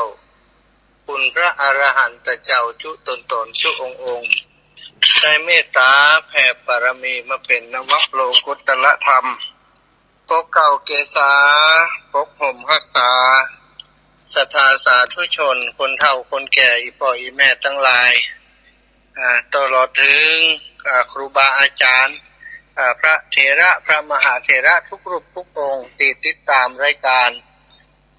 สารธรรมในยามค่ำนี้ตัวกันเนอะวันนี้กำลังได้พัก เดินมาตุลุงต่อสายมาพอดีเนอะสถาก็ขอเวลาปรับเสียงสักหน่อยนะตอนนี้กำลังอิดอยู่เนอะสถาทั้งหลายเนาะก็ดีใจครูบาอาจารย์ตนเมตตาท่านตุลุงยองท่านอาจารย์ชัยวัฒน์นะที่ได้เมตตาอาตมามาโดยตลอด เปิดเข้ารายการก็คือน้องบ่าวเปิดเข้าตัวตลอดเลยก็ขอขอบคุณทุลุงที่เมตตาเก่ากับผมเมตตาดูแลสอบถามข่าวตลอดถึงไหนจะได้อยู่จะได้ตอนนี้เดินทุดงถึงไหนเนาะก็ขอบคุณทุลุงตลอดถึงศรัทธาญาติโยมติดตามรายการติตุลุงเปิดจัดออกอากาศอยู่ในขณะนี้ซึ่งปกติเนาะก็จะเป็นเวลาที่ครูบาอาจารย์เปิดออกอากาศพบปะกับศรัทธาญาติโยมนำสารธรรมมามาจากกับศรัทธาญาติโยมเนาะเป็นพระครูอภิวัฒนวิกรมแต่ว่าช่วงนี้ก็คงจะมีงานหลายอย่างที่จะต้องทำเพราะวันที่14เดือนมีนานี้ก็คืองานที่ดอยนางแก้วเนาะครูบาอาจารย์ก็จะต้องไปดูแลอำนวยการหลายอย่างสถานการเป็นผู้นำการร่วมสร้างงานอย่างอีนั่นมีเรื่องจะต้องคิดจะต้องทำนักหนาป้าปานเนาะก็ช่วงนี้รู้สึกว่าครูบาอาจารย์จะห่างในการจัดรายการช่วงบ่ายนี้ไปคงจะมีภารกิจหลายอย่างที่จะต้องทำหันตุลุงได้มาเข้ารายการแทนครูบาอาจารย์หลายรอบหลายวันแล้วก็แบ่งงานเวลามาให้อาตมาได้พบปะกับศรัทธาญาติโยมตัวก็ต้องขอบคุณครับตุลุงเป็นอย่างสูงเน้อตุลุงที่เมตตาเก่ากับผมถ้าบ่ได้ตุลุงนะก็บ่มีเวลาได้พบปะกับศรัทธาญาติโยมเพราะอาตมาส่วนใหญ่ก็จะเข้ารายการโดยท่านพระครูอภิวัฒนวิกรมศรัทธาถ้าท่านอาจารย์บ่เข้ารายการอาตมาก็เข้าบ่ได้เนื่องจากว่ามันจะต้องมีคนเปิดสัญญาณเสียงควบคุมเสียงอยู่ทั้งปุ้นเนาะอย่างบัดเดี๋ยวนี้ตุลุงเพิ่นก็ต้องไลน์มาหาอาตมาที่เดินทางอยู่นี่ตุลุงเพิ่นก็ไลน์มาจึงทำให้เฮาได้สื่อสารได้จากันเนาะผ่านตังไลน์ของตุลุงตอนนี้ก็คงจะอู้กันไปถึงเวลาประมาณ16 นาฬิกา45 นาทีประมาณนี้น้อยจะได้ก็ตามถ้าตุลุงงานเช็คเวลาแล้วก็หมดเวลาเวลาต่อใดตุลุงก็แจ้งบอกมาจิมเด้อเก่ากับผมก็จะได้จัด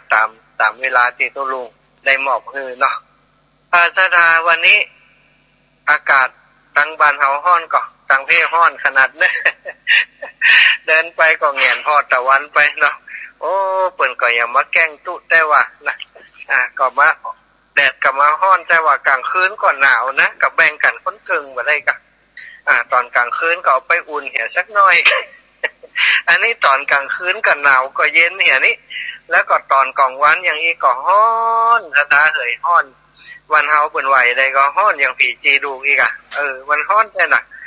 ตะกี้เดินมานี่ก็เหี่ยท่วมตัวบัดเดี๋ยวนี้จีวรทางในนี่ก็ยังเย็นอยู่บ่มีโอกาสตันตัดสักกำหยอบหนังลงสักกำว่าจะจัดของจัดอย่างสักกำตุลุงก็โทรเข้ามาพอดีเนาะเป็นแต่อาตมามัวห่วงหวานขอเดินไปแหมสักน้อยก็โชคดีเหมือนกันนะเดินมาก็มาปะใส่ปะใส่ตอนนี้ปะจ้าแล้ว คณะที่ไล่สดอยู่นี่ก็คือคณะที่จัดรายการอยู่นี่ก็นั่งอยู่ที่ปะจ้าเนอะแต่นั่งอยู่ปะจ้าบ้านอย่างบ่ฮู้นะเดินมาบ่หันป้ายนะปะจ้านี่บ่มีป้ายอาตมาก็เลยบ่ฮู้ว่าเป็นปะจ้าอย่างแต่ว่าเข้ามาถึงที่อันปะจ้านี่แล้วเนาะก็ได้ถึงปะจ้าแล้วก็ได้ตุลุงโทรมาพอดีก็ได้จัดรายการที่ปะจ้านี่ตอนนี้สถานที่อยู่ทั้งบ้านทั้งจองเนาะหลายท่านด้วยกันที่เป็นห่วงการเดินทางของอาตมาก็พยายามสอบถามอยู่ตลอดว่าตอนนี้ถึงไหนแล้วจะได้แล้วนะบางคนเพิ่นบอกมี Facebook เพิ่นบอกมี LINE บอกมีอย่างความจริงมาก็แจ้งงานศรัทธาอยู่ตลอดเหมือนกันว่าตอนนี้เฮาถึงไหนแล้วเนอะอีไหนนะจากทางไลฟ์สดก็ดีจากทางที่อันบางเทื่อเพิ่นถามมาทางไลน์อาตมาก็แจ้งวิธีว่าถ้าเพิ่นถามมาทางไลน์ก็จะตอบเป็นไลฟ์กลุ่มที่ขออนุญาตรบกวนช่วงนี้ก็คือเป็นไลฟ์กลุ่มของกลุ่มคลื่นสีขาวเนาะซึ่งเป็นไลฟ์กลุ่มของคลื่นสีขาวซึ่งก็มีหลายคนที่อยู่ในกลุ่มไลฟ์ของคลื่นสีขาวนั่นที่เพิ่นติดตามตลอดเวลาเพิ่นก็ฮู้จากการที่ อาตมาได้แจ้งไปที่หลายกลุ่มหั่นเนาะก็เป็นการสะดวกแห่งอย่างนึงสถานพี่น้องทั้งหลายแต่บางพ่องที่เพิ่นบ่มีหลายกลุ่มมาอย่างเนี้ยมันก็ยากอยู่เนาะจะฮู้ว่าอยู่ที่ไหนแต่หลายๆคนเพิ่นก็โทรมาบางครั้งก็รับได้รับพ่องบางครั้งก็บ่ได้รับพ่องเนื่องจากตอนที่เดินเนี่ยบางทีผ่านคนก็พลุกผ่านอยู่เนี่ยเขาจะมารับโทรศัพท์เวินๆอยู่กลางทางมันก็อายเพิ่นนะก็บ่ได้รับก็มีจะได้ก็ตามก็หวังว่าศรัทธาทั้งหลายที่โทรมาเนาะอาตมาบ่ได้รับก็ขอให้ทำความเข้าใจว่าบางเทื่อมันบ่สะดวกเนาะบ่ได้หมายความว่าบ่อยากรับนะบางเทื่ออยากรับกาแต่ว่ามันบ่สะดวกที่จะรับในเวลานั้นก็ขอสุมาอภัยกับศรัทธาทั้งหลายตัวเองเด้ออันใดก็ตามก็แปลงใจหากันเอาไปคิดน้อยอกมองใจว่าโอ้กูเตือก็ยังรับจะดีที่คนอื่นก็รับนะที่เฮานี่บ่ค่อยรับอีกไปคิดจะอันเด้อศรัทธาถ้าคิดจะอันมันก็จะเข้าใจผิดไปกันใหญ่เนาะก็จะทำให้อาตมาเองก็บ่สบายใจปล่อยแม่ที่คิดจะนั่นก็จะบ่สบายใจตัวเก่าไปด้วยนะก็เข้าใจกันวันนี้ได้เดินทางจากป่าช้าบ้านห้วยห้อมเนาะมาถึงที่นี่เนี่ยบัดเดี๋ยวนี้ระยะทางก็คือระยะทางที่อาตมาเดินมาตอนนี้ได้24กิโลสถาน24กิโลยังแหมกิโลนึงก็จะถึงตัวอำเภอเทิงพอดีตอนนี้ก็คงจะพักละอาตมาจะพักอยู่ที่ป่าช้าอันทีเนี้ยบ่ฮู้ว่าป่าช้าบ้านไหนนะเพราะบ่ได้พอป้ายกันแต่เข้ามานี่ก็เข้ามาเลยบ่ได้พอกันแต่ว่าเป็นป่าช้าบ้านไหนแต่ก่อนจะถึงตัวอำเภอเทิงเนี่ย1กิโลปลายสักหน่อยแต่กี้ปะโยมท่านนี้เปิดงานมีบ้านพักอยู่ใกล้ๆเนี่ยเนาะเป็นมีบ้านพักอยู่ใกล้ๆนี่ก็ถามเพิ่นว่าจากนี้ไปตัวอำเภอเทิงไก่กอนี่น่ะเพิ่นว่าแหมประมาณ1กิโลปลายสักหน่อยเนี่ยอาจารย์ก็เลยว่าวันนี้ก็จะพักนี้ละบัดเดี๋ยวนี้ก็5โมงแล้วเนาะ5โมงก็ถือว่าเลือกที่พักหาที่พักได้คืนที่ผ่านมาไปพักที่ป่าช้าห้วยห้อมก็สบายดีสบายญาติโยมมันใกล้ถนน ได้ยินเสียงรถขึ้นหูโผล่ไปโผล่มาแต่ก็มันชินเห็นแล้วเนาะชินเห็นแล้วนอนทางถนนมาทุกวันมันก็ชินเป็นปกติไปแล้วถ้ารับไปแล้วก็บอกฮู้เรื่องถ้าตื่นมาก็ต้องลุกทันทีละ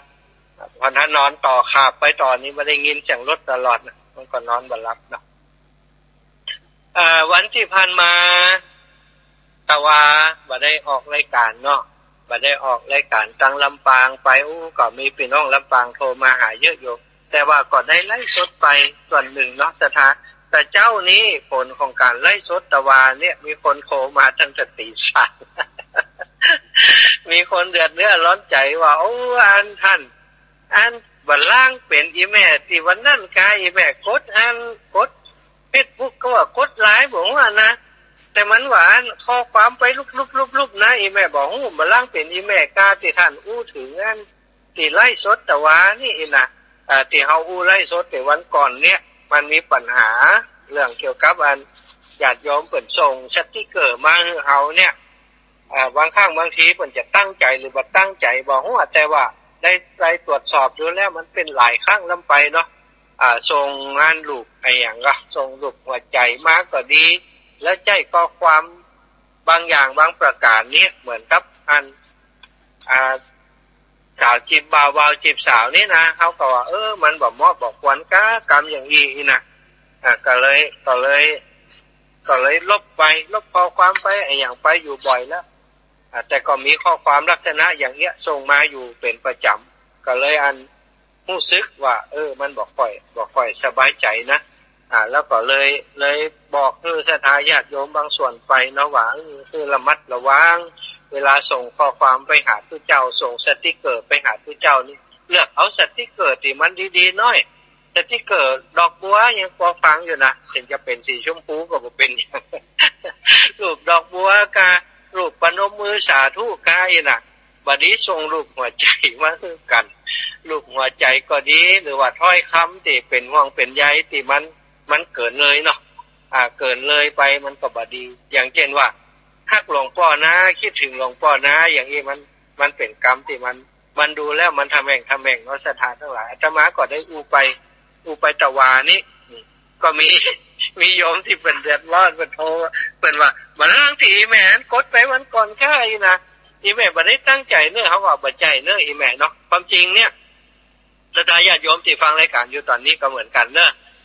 ก็ขอให้เข้าใจว่าที่อาตมาสื่อสารไปเนี่ยความจริงเจ้าตัวเพิ่นก็ฮู้แล้วเจ้าตัวเพิ่นก็ฮู้แล้วอาตมาได้แจ้งเพิ่นไปพอสมควรแล้วบอกว่าต่อไปขอเป็นนั่นเรื่องราวอย่างอื่นเนอะบัดนี้แจ้งข้อความอย่างอื่นมันก็ไปพร้อมกันได้ถ้าคนอื่นมาอ่านก็ดีหรือว่ามีการส่งต่อไปถึงอื่นก็ดีเนี่ยเป็นความเสียหายกับตัวโยมเองตัวของอาตมาตัวเนอะขอให้ระวังไว้ก็เพิ่นก็ฮู้ตัวไปแล้วนะคนที่อีแม่ทั้งหลายก็บ่ต้องงานถามเฮาละเพราะว่าถ้าเป็นเจ้าตัวของเพิ่นแท้ๆเพิ่นฮู้ไปแล้วเนาะถ้าบ่ใจเจ้าตัวเพิ่นก็คือหมู่อีปอยอีแม่เขานี่บ่ใจเนาะเพราะว่าเจ้าตัวเพิ่นก็ฮู้ไปแล้วอาตมาได้สื่อสารไปแล้วแต่เพียงแต่มาอู้ให้ฟังบ่ได้ว่าช่วยกันระมัดระวังช่วยกันสอดส่องเนาะแล้วก็โดยเฉพาะอีปอยแม่ที่เล่น Facebook ก็เล่นอย่างใหม่ๆนี่ก็ขอให้ระวังเวลาจะส่งข้อความไปหาไผก็ดีจะพิมพ์อย่างไปหาไผก็ดีเนี่ยบางเทื่อเฮาบ่ได้ตรวจสอบเฮาบ่ได้อ่านดีเนาะบางเทื่อเฮาอ่านไปอย่างเงี้ยเฮาอ่านไปแล้วก็โทรศัพท์มันพิมพ์คนเดียวก็จะเกิดความเข้าใจผิดกันเนาะอันนี้แจ้งไปแล้วนะว่าบ่ได้พาดพิงถึงไผเน้อบ่ได้ว่าให้อีปอยอีแม่นนะแล้วก็มีอีปอยอีแม่บางคนที่เขาบ่สบายใจเหมือนกันว่าโอ้อันกำนี้อันแม่บ่ติดตามแล้วเนอะกว่าจะมีปัญหาอีนะบ่ใจเนาะก็ติดตามได้เหมือนเดิมนั่นแหละอาตมาบ่ได้หมายถึงนั้น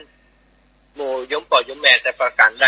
ก็อาตมาเชื่อมั่นว่าโยมพ่อโยมแม่ที่ฟังอาตมาตลอดก็มีความบริสุทธิ์ใจในการเคารพนับถือในการศรัทธากันในการฮักกันเนาะอาตมาบอกไปแล้วว่าอาตมาเหมือนกับลูกกับเต้าของอีปอยอีแม่คนหนึ่งเพราะฉะนั้นเขาก็นับถือกันตรงที่อาตมาเป็นพระสงฆ์ของพระเจ้าเนาะก็อีปอยอีแม่ก็เมตตาหรือว่าฮักอาตมาในลักษณะของการศรัทธาเลื่อมใสในสิ่งที่อาตมาทำในสิ่งที่ครูบาอาจารย์ของอาตมาได้ปฏิบัติกันอย่างเช่นพระครูพิวัตรก็ดีตุลงยองก็ดีเปิ่นให้เกียรติอาตมาคือความเมตตาต่ออาตมาคือมาจัดรายการตัวก็มีโอกาสได้พบปะกับอีปอยอีแม่แล้วก็ท่านทั้งหลายก็ได้เมตตาอาตมาเหมือนกับเมตตาครูบาอาจารย์เหมือนกันเนาะฉะนั้นก็ปฏิสัมพันธ์ที่มีต่อกันก็ของหวังว่าจะเข้าใจกันเป็นพ่อเป็นแม่กันเหมือนที่เขาได้อู้ได้จากกันมาแล้วส่วนคนที่เปิ้นอู้ผิดแผกจากนี้ไปอาตมาก็ได้แจ้งเพิ่นไปแล้วว่าขออนุญาตว่าเพื่อเป็นเหมือนเดิมเนาะบ่อู้กันในเรื่องแบบเนี้ยแบบที่มันบ่สร้างสรรค์มันบ่เกิดประโยชน์กับไผตัวบ่เกิดประโยชน์ต่ออาตมาบ่เกิดประโยชน์กับโยมที่เพิ่นติดตามตัวเนาะเอาแล้ววันนี้มาพบปะกันก็ขออนุญาตเด้ออีปอยอีแม่ทั้งหลายได้เล่าถึงเรื่องของธรรมยตราเพื่อการศึกษาเนาะก็มีหลายคนอันเข้าใจไปว่าอาตมาเดินธรรมยตราเพื่อการศึกษาไปเนี่ย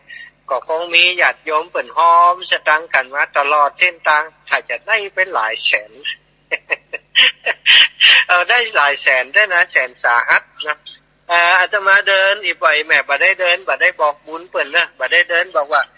อาตมามาขอบิณฑบาตไปช่วยการศึกษาอย่างนี้นะอีปอยแม่อาตมาเดินก็เดินบ่ได้นี่แหละเดินไปเ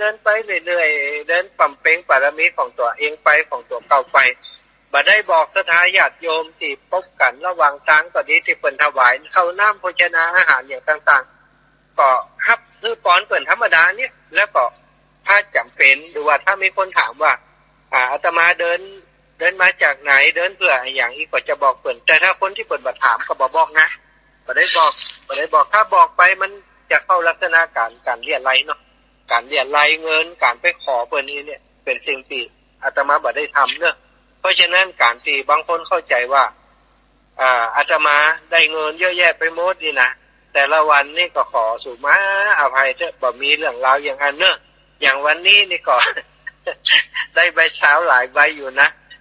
ได้ใบเช้าหลายใบอยู่ถ้านับแล้วก็ประมาณ5-60เหมือนกันนะวันนี้ที่เพิ่นเอาใส่จอมมากับถุงหิ้วใส่นมใส่อย่างมาถวายนั่นก็มีอยู่ก็มีประมาณเนี้ยสถาเนาะ ฉะนั้นการที่เขาจะหวังว่าการเดินธรรมยตราเพื่อการศึกษาการเดินมาอย่างนี้เนี่ยจะได้ปัจจัยที่เพิ่นถวายเป็นหมื่นเป็นแสนเนี่ยเป็นเรื่องของความเพ้อฝันเป็นเรื่องของสิ่งที่เป็นไปบ่ได้การเดินอย่างเท่าก่อนที่อาตมาไปที่สวนโมกชัยยาสุราษฎร์ธานีเนี่ยได้ประมาณ 2-3 หมื่นเหมือนกันนะใช้เวลาอยู่2เดือน3เดือนนี่นะซึ่งก็มีสถานญาติโยมเปิ่นใส่บาตรอย่างที่ว่าเนี่ยเปิ่นบางเจ้าเปิ่นก็หันตู้เจ้าบิณฑบาตเดินตามข้างทางเปิ่นก็เอาน้ำเอาอย่างมาถวายแล้วเปิ่นก็ขอถวายปัจจัยมาอันนั้นก็เก็บหอมรอมริบได้ประมาณ 2-3 หมื่นซะทะแต่ที่ได้เป็นตัวเลขได้ตัวเงินจริงๆเนี่ยก็คือจากครูบาอาจารย์แล้วก็ญาติธรรมจากคลื่นสีขาว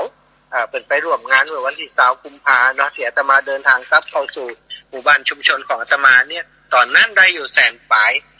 อันนี้ก็เป็นตัวเลขก็แจ้งให้ศรัทธาญาติโยมเพื่ออนุโมทนาด้วยกันนะ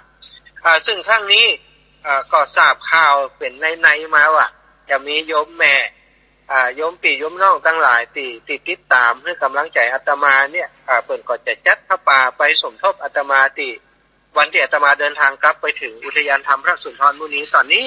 ได้กำหนดวันที่จะเดินทางไปถึงคือวันที่9เดือนมีนาสถาเดือนวันที่9เดือนมีนาก็นั้นนะเนาะวันที่9เดือนหน้านี่จะเดินทางไปถึงก็มีโยมปีอย่างเช่นโยมปีพิสมัยเนาะโยมปีพิสมัยที่จัดรายการธรรมะคลายเครียดทางสถานีวิทยุ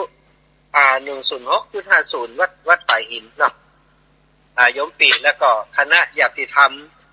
คนที่ฟังรายการของโยมปีธรรมะคลายเครียดกับทีมงานอย่างเช่นสามเณรอวรักษ์ท่านอาจารย์สมัครลุงนุยที่เป็นจัดรายการด้วยกันเนี่ยเป็นก็อู้ในรายการเพิ่นว่าเพิ่นจะจัดพระป่าไปช่วยท่านอาจารย์สมชาติกองทุนเพื่อการศึกษาอีน่ะวันที่9มีนาเพิ่นเอากล่องละซาวเนี่ยวันนี้ก็ได้หลายตังค์แล้วนะเพิ่นจัดวันเสาร์วันอาทิตย์เนาะวันเสาร์อาทิตย์ที่ผ่านมาอาตมาก็เข้ารายการด้วยเพิ่นประมาณ10 นาที20 นาที2 วันก็ได้อู้เกี่ยวกับเรื่องธรรมยตราเพื่อการศึกษาเนี่ยญาติโยมเพิ่นก็มีอยู่คนนึงแม่ชื่อปีอัมไพอีกฮะชื่อปีอัมไพแม่อัมไพอย่างเนี้ย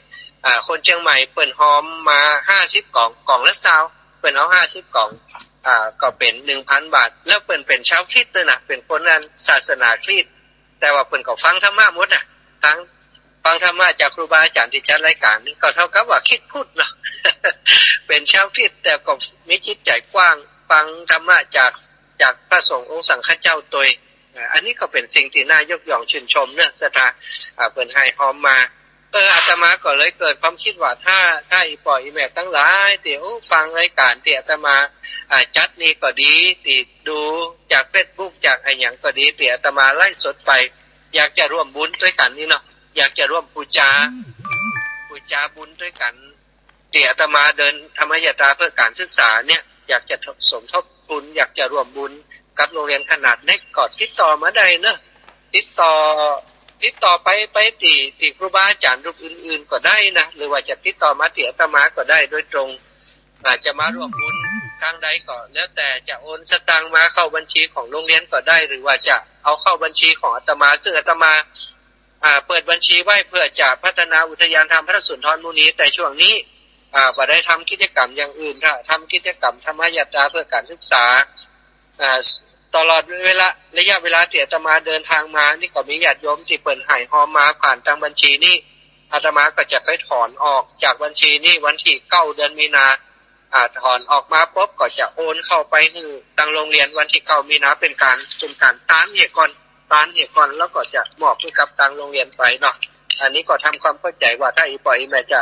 จะร่วมบุญด้วยกันนะเอากล่องละ20อย่างโยมปีพิสมัยนะกล่องละ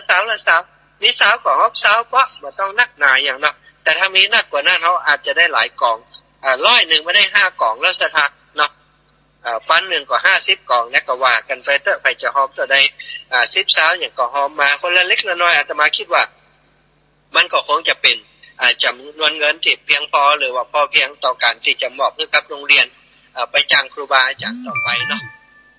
ศรัทธาสาธุชนอีกปล่อยแม่ทั้งหลายพบปะกันแล้ววันนี้ก็ขออนุญาตพูดถึงเรื่องดีๆงามๆ เนาะของคนที่เป็นชาวพุทธของเฮาเนาะก็คือเรื่องราวของความเมตตากรุณามุทิตาอุเบกขาที่เฮามีต่อกันในฐานะของคนในครอบครัวคลื่นสีขาวที่เฮาติดตามฟังรายการธรรมะจากครูบาอาจารย์หลายรูปหลายองค์ในองค์กรของเฮาในเครือข่ายของเฮาในกลุ่มของคลื่นสีขาวเนี่ยสิ่งหนึ่งที่เฮาปลูกฝังกันก็คือความฮักความสามัคคีการทำคุณงามความดีการสร้างบุญร่วมกันความฮักความสามัคคีการสร้างคุณงามความดีร่วมกันก็คือสิ่งที่เป็นหัวใจเนาะของกลุ่มของเครือข่ายของเฮาที่อยู่ด้วยกันอาจารย์ครูบาอาจารย์ที่อาตมาได้ฟังออกรายการผู้ครั้งเนาะเพิ่นก็จะอู้เสมอว่าศรัทธาถ้าเวลาศรัทธาโทรมาว่าโอ้ม่วนเน้ออาจารย์ฟังอาจารย์แล้วม่วนฟังพระครูแล้วม่วนฟังครูบาแล้วม่วนเพิ่นก็จะบอกว่าฟังกุตนผู้องค์เน้อศรัทธากุตนผู้องค์เน้อเพิ่นก็จัดรายการกันในเครือข่ายของเฮาเนี่ยก็เดี๋ยวก็ต่อจากเฮานี่ก็เป็นไผต่อจากเฮานี่ก็เป็นไผน่ะอันนี้คือเพิ่นเฮาว่าวัฒนธรรมองค์กรที่ส่งต่อกันมาเป็นสิ่งที่ถูกต้องเป็นสิ่งดีงามศรัทธาอันการที่บางคนเนี่ยฟังรายการวิทยุว่าอันข้าเจ้าฟังก็รายการอันนี้อันน่ะรายการอื่นบ่ได้ฟังเนี่ยท่านนี่น่ะฟังครูบาอาจารย์รูปเดียวฟังจากคนนั้นคนนี้ก็นับสื่อเลื่อมใสฮักคนเดียวอันนะบ่ฮักคนอื่น เจ้าคนเดียวบ่เจ้าคนอื่นแล้วนี่น่ะถามว่าดีก็ดีแต่ที่นี่ถ้าเฮาฟังแปลงใจหาการฟังหลายๆรูปหลายๆองค์ที่เพิ่นจัดรายการไปเขาก็เกิดความรู้ไปแตกแขนงออกไปเนาะแต่ละรูปละองค์เพิ่นก็มีความรู้แตกต่างกันไปศรัทธาทั้งหลายอย่างที่เฮาฟังตุลุงยองก็ดีท่านสามเณรเอาลักก็ดีท่านครูบาสีหมื่นก็ดีตุลุงดอยหลวงปู่ดอยก็ดีท่านตุลุงวัดห่างต่ำก็ดีท่านพระครูอภิวัตท่านพระอาจารย์สุเมธนี่แต่ละคนแต่ละรูปละองค์เพิ่นก็มีปารมีธรรมมีความรู้ที่แตกต่างกันไปอาตมาภาพเองก็จะบ่เหมือนรูปอื่นรูปอื่นเพิ่นก็มีอย่างอาตมาก็มีอย่าง แต่ละตนละองค์ก็แตกต่างกันไปเพราะฉะนั้นเฮาก็ต้องแปลงใจหาแล้วก็ฟังแต่ละตนละองค์ไปซึ่งมันเป็นวัฒนธรรมองค์กรอาตมาถือว่าเป็นสิ่งดีงามบ่ได้เอาบ่ต้องฮักเบียงหย่ำแท้ว่าอันฟังกับท่านพระครูอันน่ะบ่ฟังท่านมหานี่ก็ฟังก็น้อยใจนะถ้าว่าจะอนาศรัทธาเช่นเดียวกันถ้าบอกว่าฟังกับท่านมหาและรูปอื่นบ่ฟังเนี่ยรูปอื่นเพิ่นได้ยินมันก็น้อยใจเหมือนกันนะการเผยแพร่พระธรรมคำสั่งสอนของพระพุทธเจ้านะเป็นหน้าที่ของพระสงฆ์เป็นหน้าที่ของสามเณรเป็นหน้าที่ของบาสกบาสิกาที่เขาจะได้ร่วมกันแล้วก็ความฮักที่เขามีคือกันเนี่ยความจะเป็นความฮักที่บริสุทธิ์ใจซะถ้าความฮักบริสุทธิ์ใจนี่มันบ่ได้เกือบแฝงไปด้วยความฮักตั้งโลกเนาะบ่ได้ฮักกันเพื่อจะแบบในเรื่องของกิเลสตัณหานะบ่ได้ฮักว่าอันนี้ตู้เจ้าเฮาอันนี้ตู้เจ้าเขาเอาฮักกับตนนี่อันน่ะตนอื่นเฮาบ่ฮักมันบ่ใจอย่างนั้นเนาะเป็นการฮักหรือว่าเป็นการศรัทธาเป็นการเลื่อมใสเป็นการเลื่อมใสในปฏิปทาของแต่ละรูปแต่ละองค์ไปเฮาก็ศรัทธาเฮาก็เลื่อมใสรูปนั้นรูปนี้ที่เพิ่นมีปฏิปทาอย่างท่านพระครูอภิวัตรเพิ่นก็เพิ่นในเรื่องของธรรมะชั้นลึกซึ้งท่านพระครูสุเมธก็ดีเฮาก็ห้ามเอาปฏิปทาเพิ่นมาปฏิบัติเป็นประโยชน์กับตัวเฮาซะถ้าเฮาไปมัวฮักกันในประเด็นอื่นอันผู้เจ้าตัวนี้รอดีนะผู้เจ้าตัวนี้มารยาทดีนะฮักเพิ่นอินดูเปิ่นอย่างนี้นี่เป็นความฮักที่บ่ถูกต้องเป็นความฮักที่ผิดเพี้ยนจากความฮักในความหมายของพระพุทธเจ้าคือในความหมายของพระพุทธเจ้าที่เมตตาพรหมวิหารนี่ก็คือความฮักแบบเมตตาเนี่ยศรัทธาฮักเปิดจะให้คนอื่นเมตตาคือก็อยากจะให้คนอื่นมีความสุขกรุณาก็คืออยากคนอื่นพ้นทุกข์นี่น่ะมุทิตากับพร้อยยินดีกับคนอื่นอุเบกขาก็หมายถึงว่าถ้าคนอื่นเปิ่นทำผิดก็ให้โอกาสหรือว่าให้อภัยอย่างนี้เป็นต้นเรียกว่าอุเบกขาเมตตากรุณามุทิตาอุเบกขาคือสิ่งที่เฮาควรจะมีต่อกันเนาะในองค์กรในกลุ่มในเครือข่ายของเฮาอาตมานี่ดีใจอาตมาถือว่าเป็นคนสุด ถ้าอู้ถึงว่าเป็นชิดน้อง เป็นลูกคนสุดน้องคนสุดท้ายในเครือข่ายคลื่นสีขาวที่จัดรายการกันอยู่นี่นะท่านสามเณรเอาละก็ถือว่าเป็นรุ่นปีตุลุงยองก็เป็นปีอ้ายท่านพระครูอภิวัตรก็เป็นครูบาอาจารย์รูปอื่นๆซึ่งจัดรายการว่าเป็น10 ปี20 ปีแล้วศรัทธาเป็นครูบาอาจารย์ของอาตมาถึงนั้นอาตมาเนี่ยมาอยู่เป็นคนสุดท้องเป็นน้องสุดท้ายแต่ได้รับเมตตาจากครูบาอาจารย์ที่จัดรายการตัวเนี่ยการที่จะมาจัดรายการอย่างนี้ก็มีความเสี่ยงนะศรัทธาเพราะว่ากำอู้ที่เขาอู้ไปแล้วนี่เอาคืนบ่ได้ถ้าอูพิษไปถ้าอูบดีถ้าอูไออย่างที่เป็นการความเสียหายเกิดขึ้นกับสถานีต่างๆที่เป็นรับสัญญาณไปเนี่ยก็เกิดปัญหาทันทีทันใดเหมือนกันนะเป็นปัญหาที่ครูบาอาจารย์จะต้องมาตัวแก้ไขครูบาอาจารย์จะต้องมาขอโทษกับศรัทธาญาติโยมอันนี้ก็เป็นอันตรายในการแต่อาตมาก็ระมัดระวังในการสื่อสารทุกสิ่งทุกอย่างบางครั้งบางทีก็ได้รับการสั่งสอนจากครูบาอาจารย์ว่าสิ่งใดควรอูสิ่งใดบอกควรอูนะก็ตลอดเวลามาเหมือนกันตอนนี้นะศรัทธาทั้งหลายหลายคนก็อยากพบปะท่านได้นะจะพบกันวันใดเนาะก็วันที่12นี้อาตมา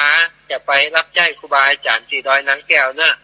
ดอยม่อนพระศรีสองเมืองจะมีงานวันที่14อาตมากับตุลุงยองกับท่านพระครูอภิวัตรแล้วก็ครูบาอาจารย์ที่เวียงป่าเป้าตุลุงแดงท่านพระครูชลทานพิทักษ์นี่ก็จะไปปะกันเพื่อไปเตรียมการเตรียมงานกันไปเตรียมความพร้อมกันที่วันที่12 13 14ญาติโยมไปวันที่14เนี่ยโมตู้เจ้าตู้นายครูบาอาจารย์นี่ก็จะต้องไป10 11 12นะพี่น้องครูบาอาจารย์ตั้งเวียงป่าเป้าเป็นไปช่วยกันตั้งแต่ต้นเดือนแล้วนะสถานไปเตรียมสเปดที่จะต้องจะต้องสร้างจะต้องทำอย่างท่านพระครูอภิวัฒนวิกรมตอนนี้ก็ไปดอยนางแก้วอยู่บ่ขาดไปเช็คเรื่องนั้นเรื่องนี้อันใดขาดอันใดจะต้องเตรียมนะเพิ่นก็ไปจัดการดำเนินการบัดเดี๋ยวนี้กำลังระดมกันเก้าอี้เปิดโต๊ะเพิ่นจะใช้อยู่20ชุดเนาะสถาญาติโยมไผจะเป็นเจ้าภาพเนอะตอนนี้ขาดแห่ง 6-7 ชุดนะ6-7 ชุดตะกี้ได้ยินงานตุลุงยองเพิ่นบอกว่าขาดแห่ง 6-7 ชุด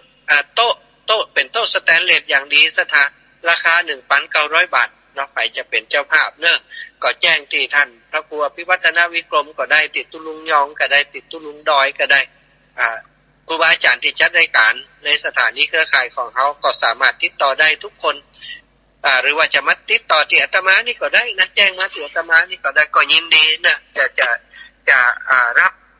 หน้าที่ดูแลแทนครูบาอาจารย์เป็นตัวเนาะสถานทั้งหลายที่จะเป็นท่าน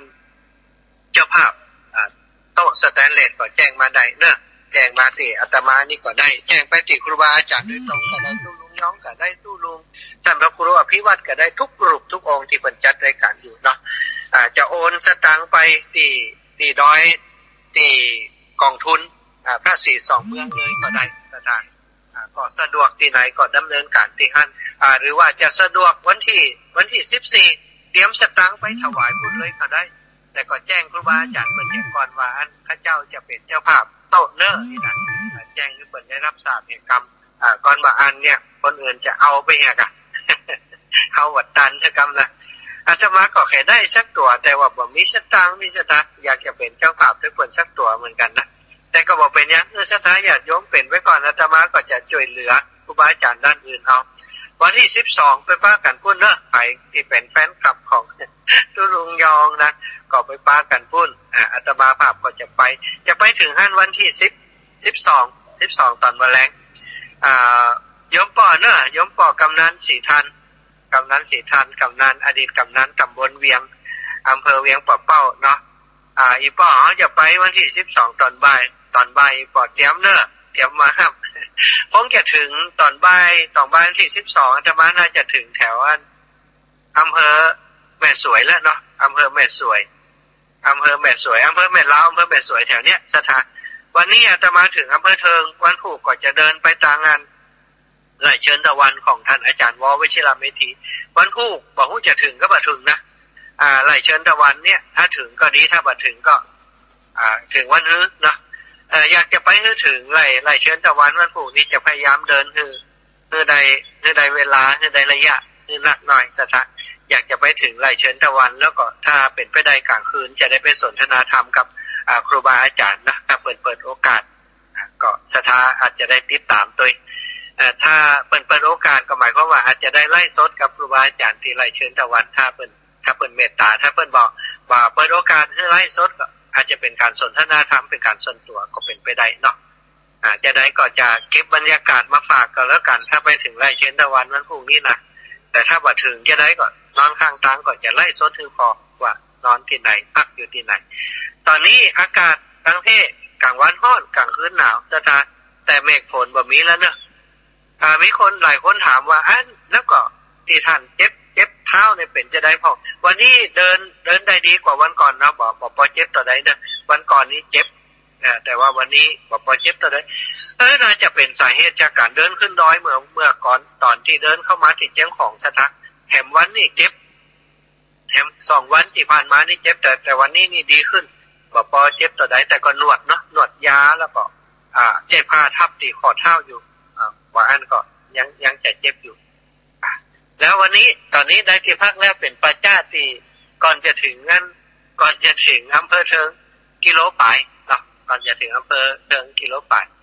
วันนี้ก่อนจะพักนี้ละวันพระเจ้าก็จะบิณฑบาตเข้าไปที่อำเภอแล้วก็จะออกไปทางไร่เชิญตะวันเลยสถานต่างๆเนาะก็ขอบคุณทุกๆคนที่ติดตามเนอะเอาละวันเดียวนี้ก็จะเพื่อปั่นโอกาสปั่นตาให้สถานที่อยากจะโทรมาเนาะปั่นตาให้สถานที่อยากจะโทรมาเนอะอยากจะโทรมาเข้ารายการตัวก็จะให้เบอร์เบอร์080เนาะเอาเบอร์เดิมก่อนแล้วกัน0808844173เนอะโทรเข้ามาได้เอาเบอร์นี้ก่อนแล้วกันเนาะ0808844173เนอะโทรเข้ามาได้สถานนะครับเจริญพรเอาละเจริญพรได้ยินแล้วเนาะ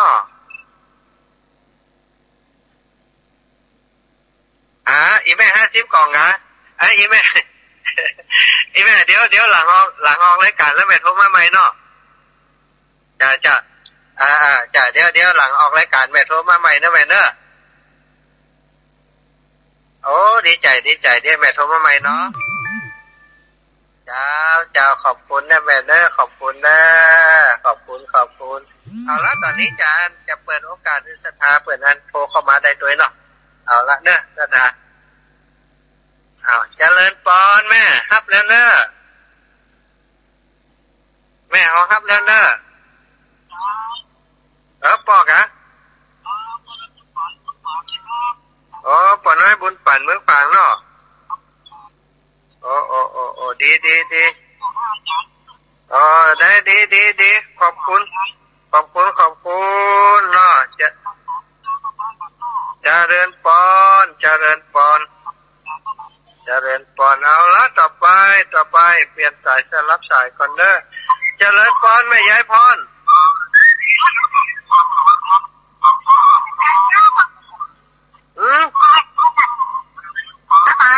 เจ้าตนบุญใหญ่ว่ะบ่ใจครูบาศรีวิชัยกับตนบุญนะมหาบ่ใจพู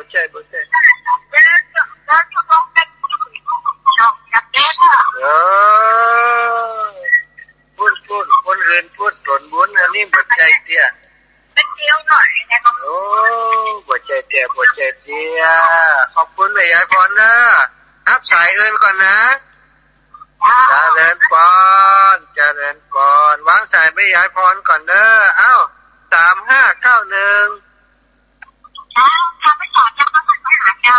3591นี่เบอร์ใหม่นะอีแม่ครั้งแรกกะแม่อย่างนี้แม่สลินทิพย์เนาะอีแม่เป็นเพื่อนในไลน์นี่แม่สลินทิพย์ขอบคุณอีแม่เนอะขอบคุณนัก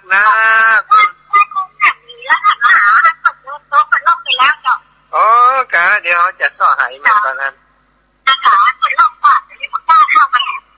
เดี๋ยวจะสอหาก่อนเนอะเจ้า เจริญปอนแม่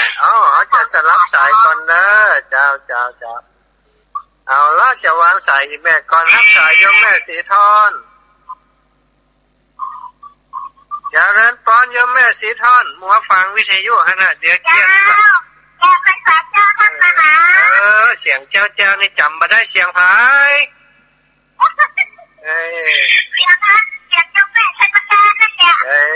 ขอบคุณโอ้ยังมันอยู่ด้วยกันเนี่ยไอ้แม่เจ็บไปด้วยกันไปอันแต่ว่ายังวันนี้ยังแพ้น้อยนะ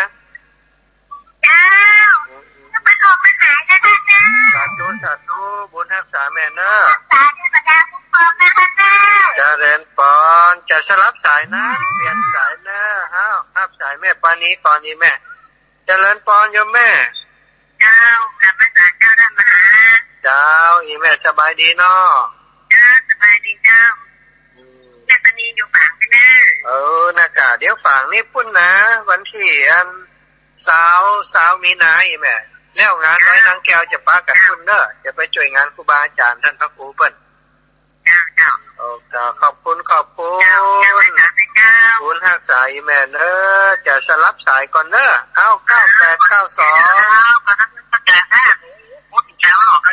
9892ไผ่นี่แม่ยังแม่โสภาเปิ่นมีหลายซิมแม่โสภาสาธุแม่จะเอาสัก300 บาทเนอะ300เดี๋ยวก่อนนี้ถ้าขาดลายบอกแม่เขาให้คนดีที่ลำปางถ้ามาหายไปทำไมล่ะจ้าเดี๋ยวจะไลฟ์ให้แม่ใหม่เนอะแม่โสภาเนาะจ้าถ้าแม่จะได้หัวยกไว้แต่เนาะสาธุอีแม่ดีแล้วบุญรักษาเจ้าขอบคุณอีแม่เนอะขอบคุณเอาละสลับสายอีแม่จะรับสายก็5345จากตังใดรับแล้วเนอะลุดไปละโอเค5สาย45ลุดไปเนอะ6887อีแม่สายไม้กาสายไม้เจ้าอยู่ใกล้ๆดอยน้ำแก้วนี่แหละอยากน้อยอีแม่อย่างนี้แม่แสงเพ้นเจ้าแม่แสงเพ้นส่วนบุญเนาะเจ้าเดี๋ยวที่ว่าจะอยู่เมืองเทิงบ่เมืองเทิงแล้วแม่เมืองเทิงแล้วเจ้าก็จะมาถึงดอยน้ำแก้วมาได้นะเจ้าวันที่12มาแล้วแม่12มาแล้วเนาะว่าอีดูแล้วแม่เดียวอีแม่เดียวไปเดียวมาแต่ไม่แม่ก็ถึงแล้วอาจารย์ดีค่ะขอบคุณคนเดียวหน่อยคนเดียวแม่องค์เดียวป้ากันพุ่นเนอะป้ากันร้อยนังแก้วเนอะแม่แสงเพชรบุญรักษาบุญดีแล้วดีค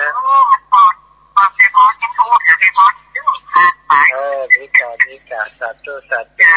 ขอบคุณแม่เนอะเจริญปอนเจ้าแม่เจ้าสาธุเอาละ0808844173เนอะแม่อุ้ยจ้าแม่กันธนีโอ้แม่กันธนีคนเดิมเจ้าที่ตามอยู่ตลอดนะเจ้าจะมาหาว่านะเจ้าดีแล้วอีแม่นั่นกะฮักมดนะกะไปฮักเบียงหยาบแชมป์ไปดีสาธุบุญรักษาแม่เนอะเลยก่อนเอาแล้วสลับสายโยมพี่ฟิตสมัย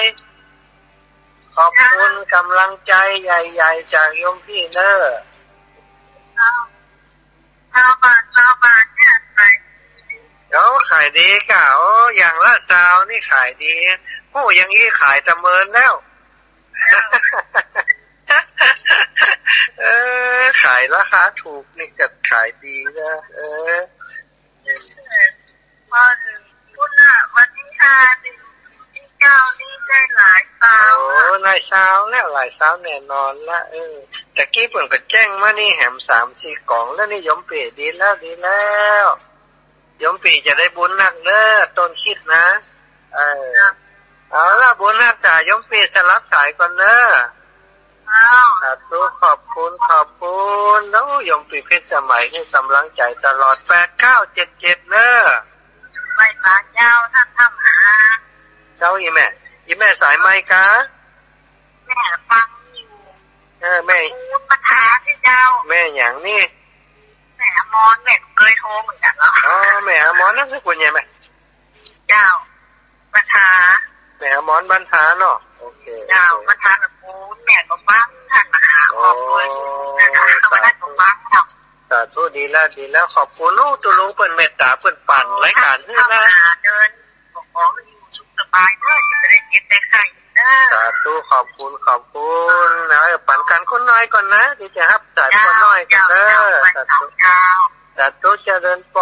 รป้อน้อยชาญวัดสุวรรณวิหารทั้งหลายป้อถึงก่อนจะถึงอำเภอถึง1 กิโลอีกป่อตัวอำเภอนักกะขอบคุณกำลังใจเนอะป่อเนอะสาธุบุญรักษาบุญรักษาป่อเนอะเอาล่ะปันกันคนน้อย5 3 4 5เอาตะกี้หลุดไปแหละมาตรการครับเมื่อกี้หลุดไปน่ะไปเอ่ยมาตรการครับใช่อาจารย์นิพนธ์เหรอปาโม่สิครับพวกกินกับปาโม่เด็กกับปาโม่ท่านอาจารย์กิตเหรอหลวงตากิตมีหลายเบอร์ขอบคุณมากหลวงตา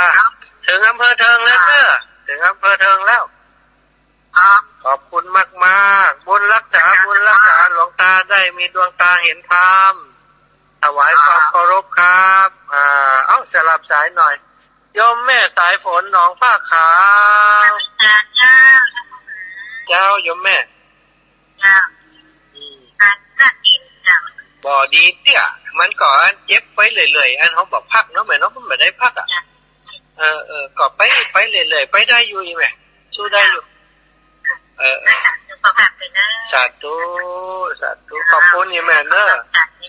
จ้าบุญรักษาจ้าเอาละญาติโยม0808844173นะ0808844173โทรเข้ามาเนอะญาติโยมอันบางเตื้อเนาะอาตมาบอกค่อยได้บอกเบอร์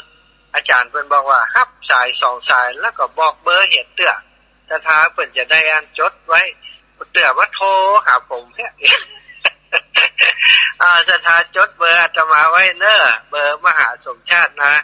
มหาสมชาติลำปางเนอะ0808844173เนอะ0808844173เบอร์จำง่ายนะ080882ตัว42ตัว88444173เนาะโอ้ขอบคุณนะศรัทธาทั้งหลายที่โทรเข้ามากันตลอดเลยนี่เบอร์ใหม่07770777จากตั้งใดจ้าไม่สาเจ้าสายไม้ก็อีแม่อยู่ท่ามะแกงเนี่ยเจ้าท่ามะแกงแม่อย่างเจ้าแม่จันทาเจ้าแม่จันทาอีเนาะท่ามะแกงนี่อำเภอเชียงใหม่นี่ก็แม่ท่านไปถึงยังเทิงแล้วก็ดีใจแล้วเจ้าขอผู้เดินทางด้วยความปลอดภัยเป็นห่วงอยู่เจ้าขอบคุณอีกนิดนะหายดีแล้วยังเจ้าก็บาดนี้เสียแต่ว่าก็พอไปได้อยู่นะอีแม่ได้อยู่ยังแฟนอยู่จ้ะแต่จุรักษาสุขภาพก็ดีนะเจ้าสาธุบุญรักษาแม่เนอะจ้าเอาละสลับสายก่อนนะแม่นะโยมแม่สุดแก้วศรีลาพรกลับมาจ้าหายไปเหมือนน่ะติดตามอยู่นะแล้วก็ก้าวโน้เพราะว่าเดินสมาตาเนี่ยกลัวว่าเขาปวดสมาธิติดตามฟังข่าวอยู่ตลอดนะเจ้าดีกะขอบคุณนี่แม่นะ เจ้ากลับไปสาเด้อกลับตู้กลับตู้เจ้า เจ้าโอ้ยแม่เพิ่นเข้าใจเนาะสารับสายอีแม่มาเป็นสาย8099เด้อ สาเจ้า เจ้าอีแม่จากทางใดจ๊ะ จากบ้านแม่บัวคำห้องฝางเจ้า อ๋อแม่บัวคำเมืองฝางเฮาป้ากันได้ยัง เจ้ามาได้ตาเจ้า อ๋อวันนั้นเขาไปฝางแล้วนะ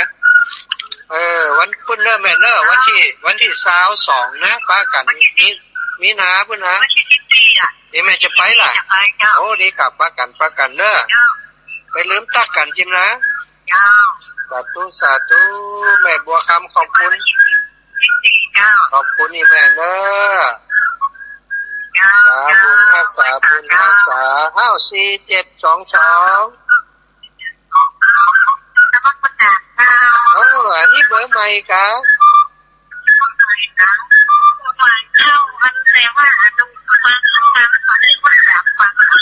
อ๋ออันนี้แม่อย่างนี้ บ้านแต่ก็รู้ที่โดยดังน้อยอ่ะดังน้อย ได้ ต้องหมดจากรอบดำบุญ กะโอ้แล้วก็บ่ได้จดเบอร์โทรอีแม่ไว้คำเตี้ยเนี่ยเงินจากที่เรียนไป โอ้ จะเป็นเรียนนั่นแหละ ขอบคุณดีกะ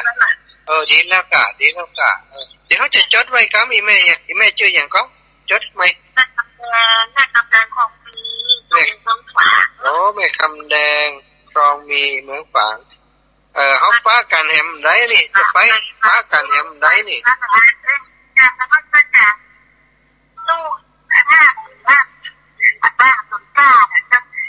เจ้า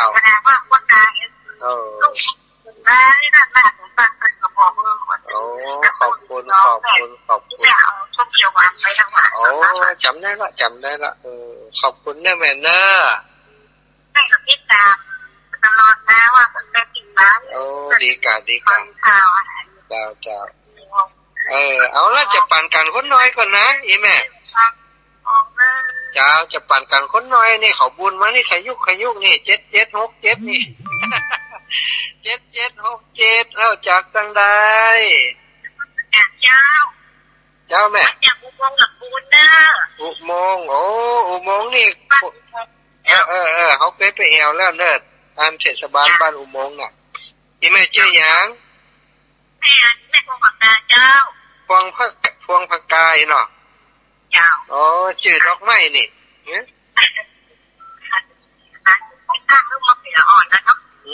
่กะวันนี้เก่งกว่าดีกว่าอ้ายเปิดประกาศเวลาของห้องอ่ะ โอ้ไปอายอย่างแม่โอ้เปิ่นตั้งเฮ้อบริอายชื่องามจะตายนี่ชื่องามแล้ววันที่13แม่จะไปเด้อโอ้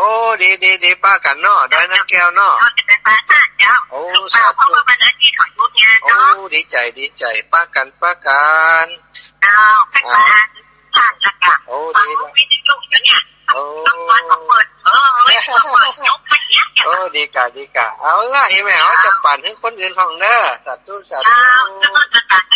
จ้าขอบคุณอีแม่เจ้าอ้าว6355จากทางใดเอ่ย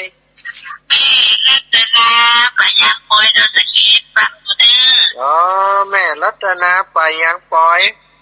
สเก็ตดีกะขอบคุณอีแม่เนอะเป็นกำลังใจให้กันขอบคุณพี่น้องจากแม่ปายังปอยแม่รัตนาขอบคุณเนอะเจริญพรแม่แจ่มเชียงใหม่อีแม่แม่ฟังกันเนอะคนแม่แจ่มชื่ออย่างก็อีแม่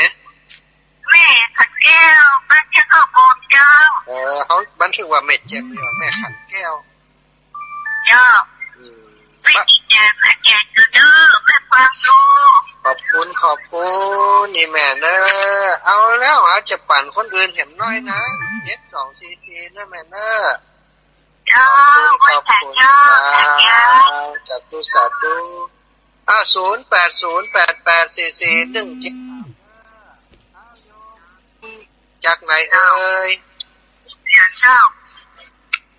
ตั้งคนเจ้าคำน้อยแม่คำน้อยเจ้าดวงตาเนาะตั้งคำอาวัน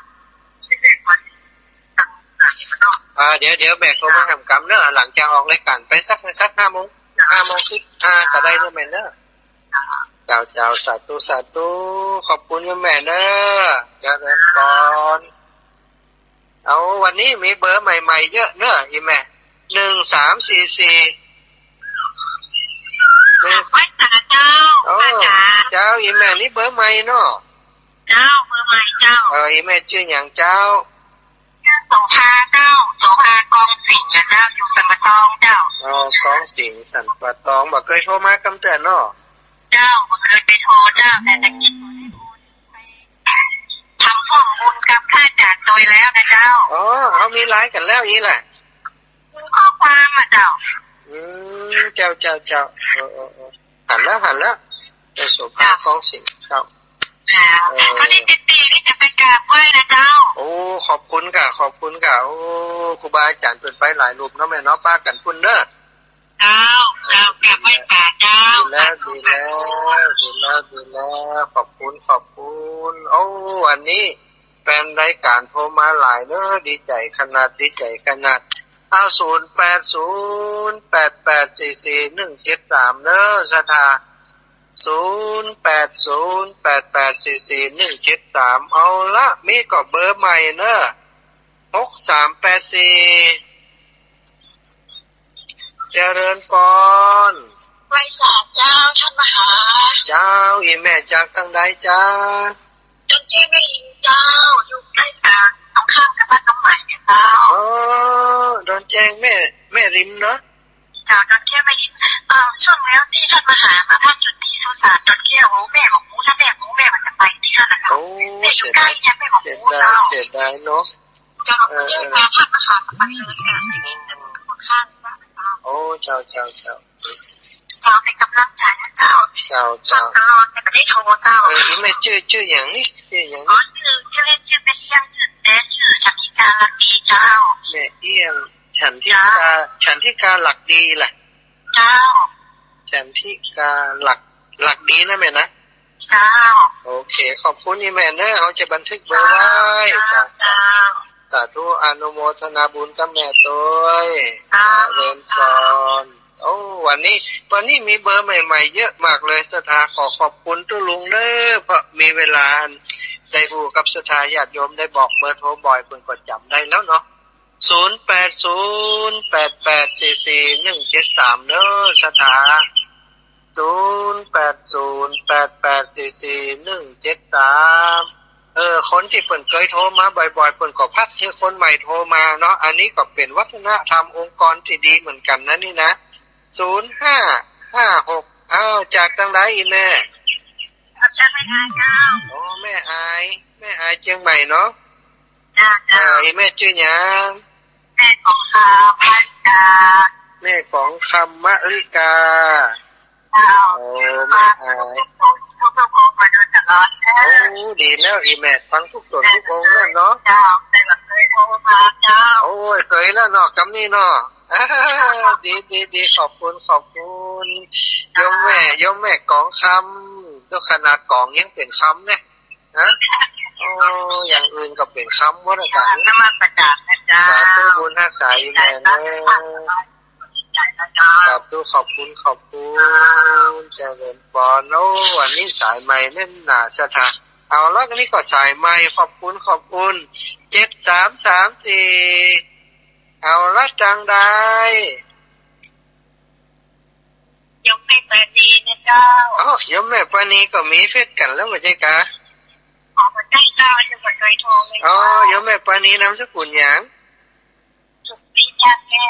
สุริยาแก้วบ้านไหนแม่ฝางแหละฝางนี่จะไปป้ากันพุ่นเนอะวันที่22มีนาเนี่ยหมายถึงวันที่3มีนาเขาไปพุ่นเนอะ2มีนาค่ะวันเกิดของท่านพระครูสุจิตานุรักษ์ไงขอบคุณนี่แม่เนอะเป็นกำลังใจโยมแม่ปานีมีอย่างก็โทรมาได้เนอะแม่เนอะเรียนปอนบุญทักษ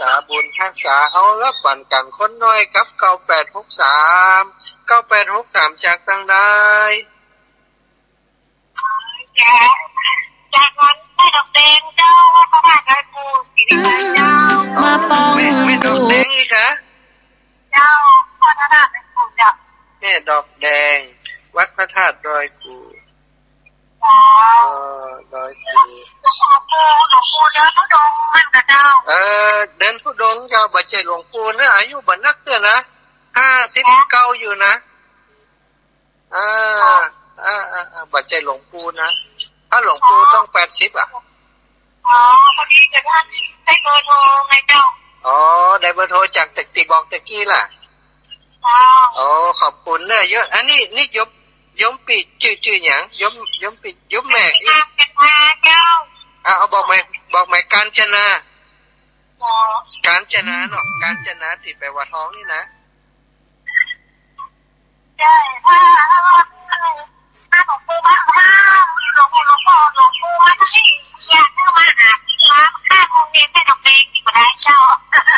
โรงเรียนอย่างก็